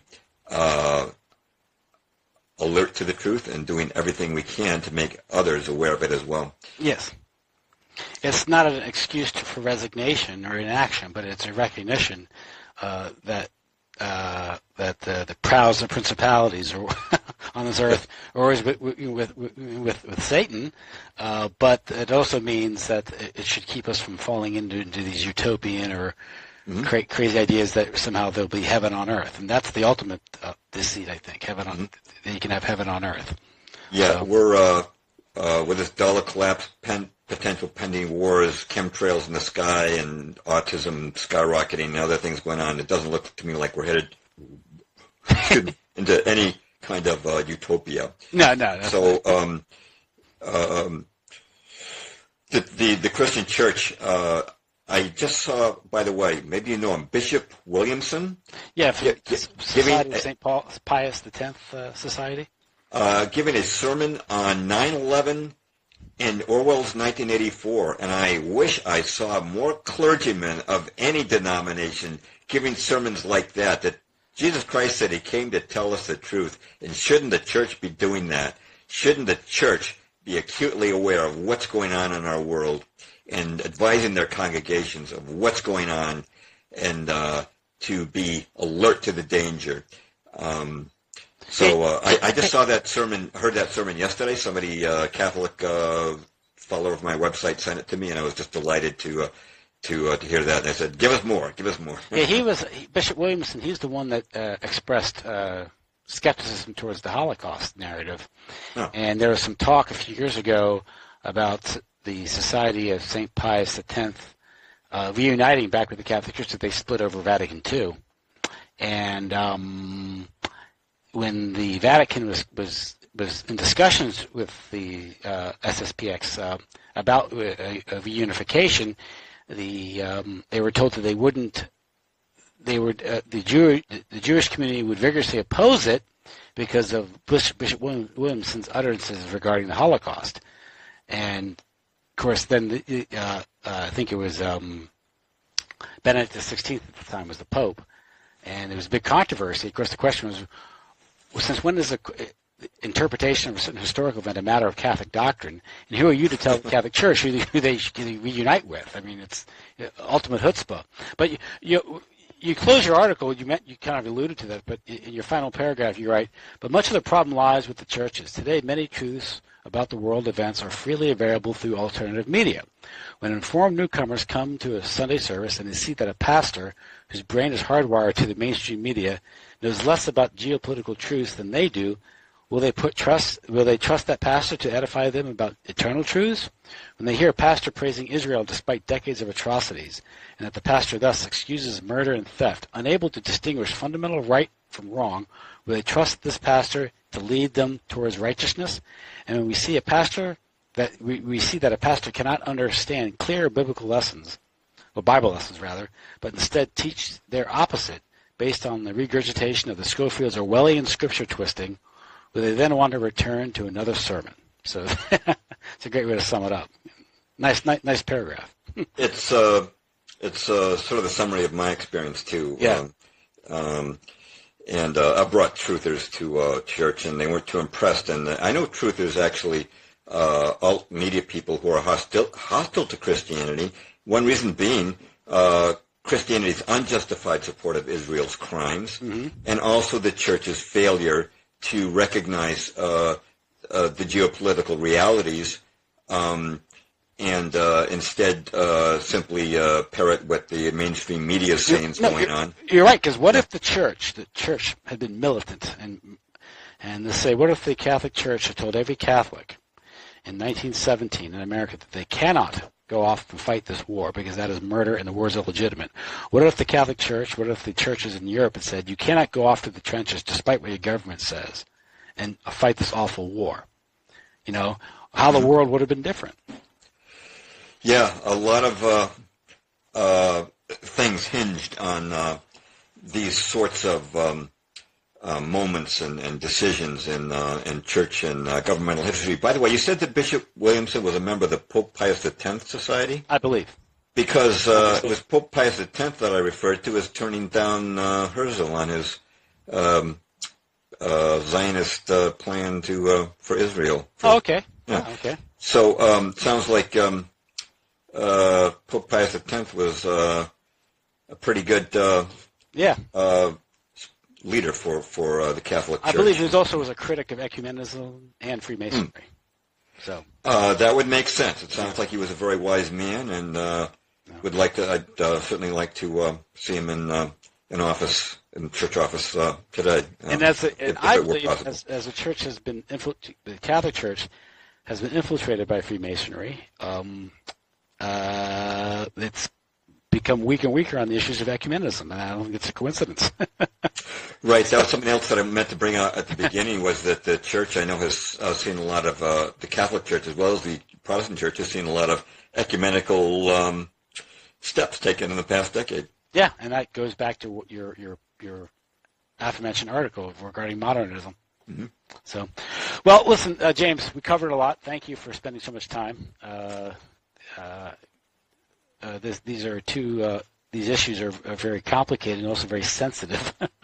You step on a lot of toes talking about these things because of people's, just notions about what it means. But it has to be said. Anything else you want to conclude? Anything else you want to say? Just that you're right. Just mentioning challenging people's view of the rapture, I guarantee could set off a firestorm in a church. Yeah. But that's okay. I think that we who have been studying these issues need to warn people, even if it goes against their long-held ideological beliefs. After you've been studying these issues for decades and the truths emerge and truths have come closer to me just with some of the information and insights you've shared tonight, we start to get like a jury member, you start to get a preponderance of evidence that shows you what the crime really is. Mm-hmm. And it sounds like a good jury member, like in the movie 12 Angry Men. You got to change your mind when the evidence and the facts go against the conviction you had in the beginning. So I hope that, I know it's been a long show, but I hope that we've made a difference for somebody who's listening in today or tonight. Sure. And the two articles? Okay, so War on Christianity Part 1, the War on Christianity Part 2. Part 1 is on modernism, Part 2 is on Christian Zionism, and that's on my website, jamesperloff.com, and Perloff is spelled P as in Peter, E-R-L-O-F-F. Great, okay. Let's see if everything's working. It didn't check. Yeah, it's still recording. Okay, good. Okay, good. I didn't check my screen there for a while. Okay, great. Listen, thanks a lot, James. Good night. Thank you, Tim. Take care. Take care.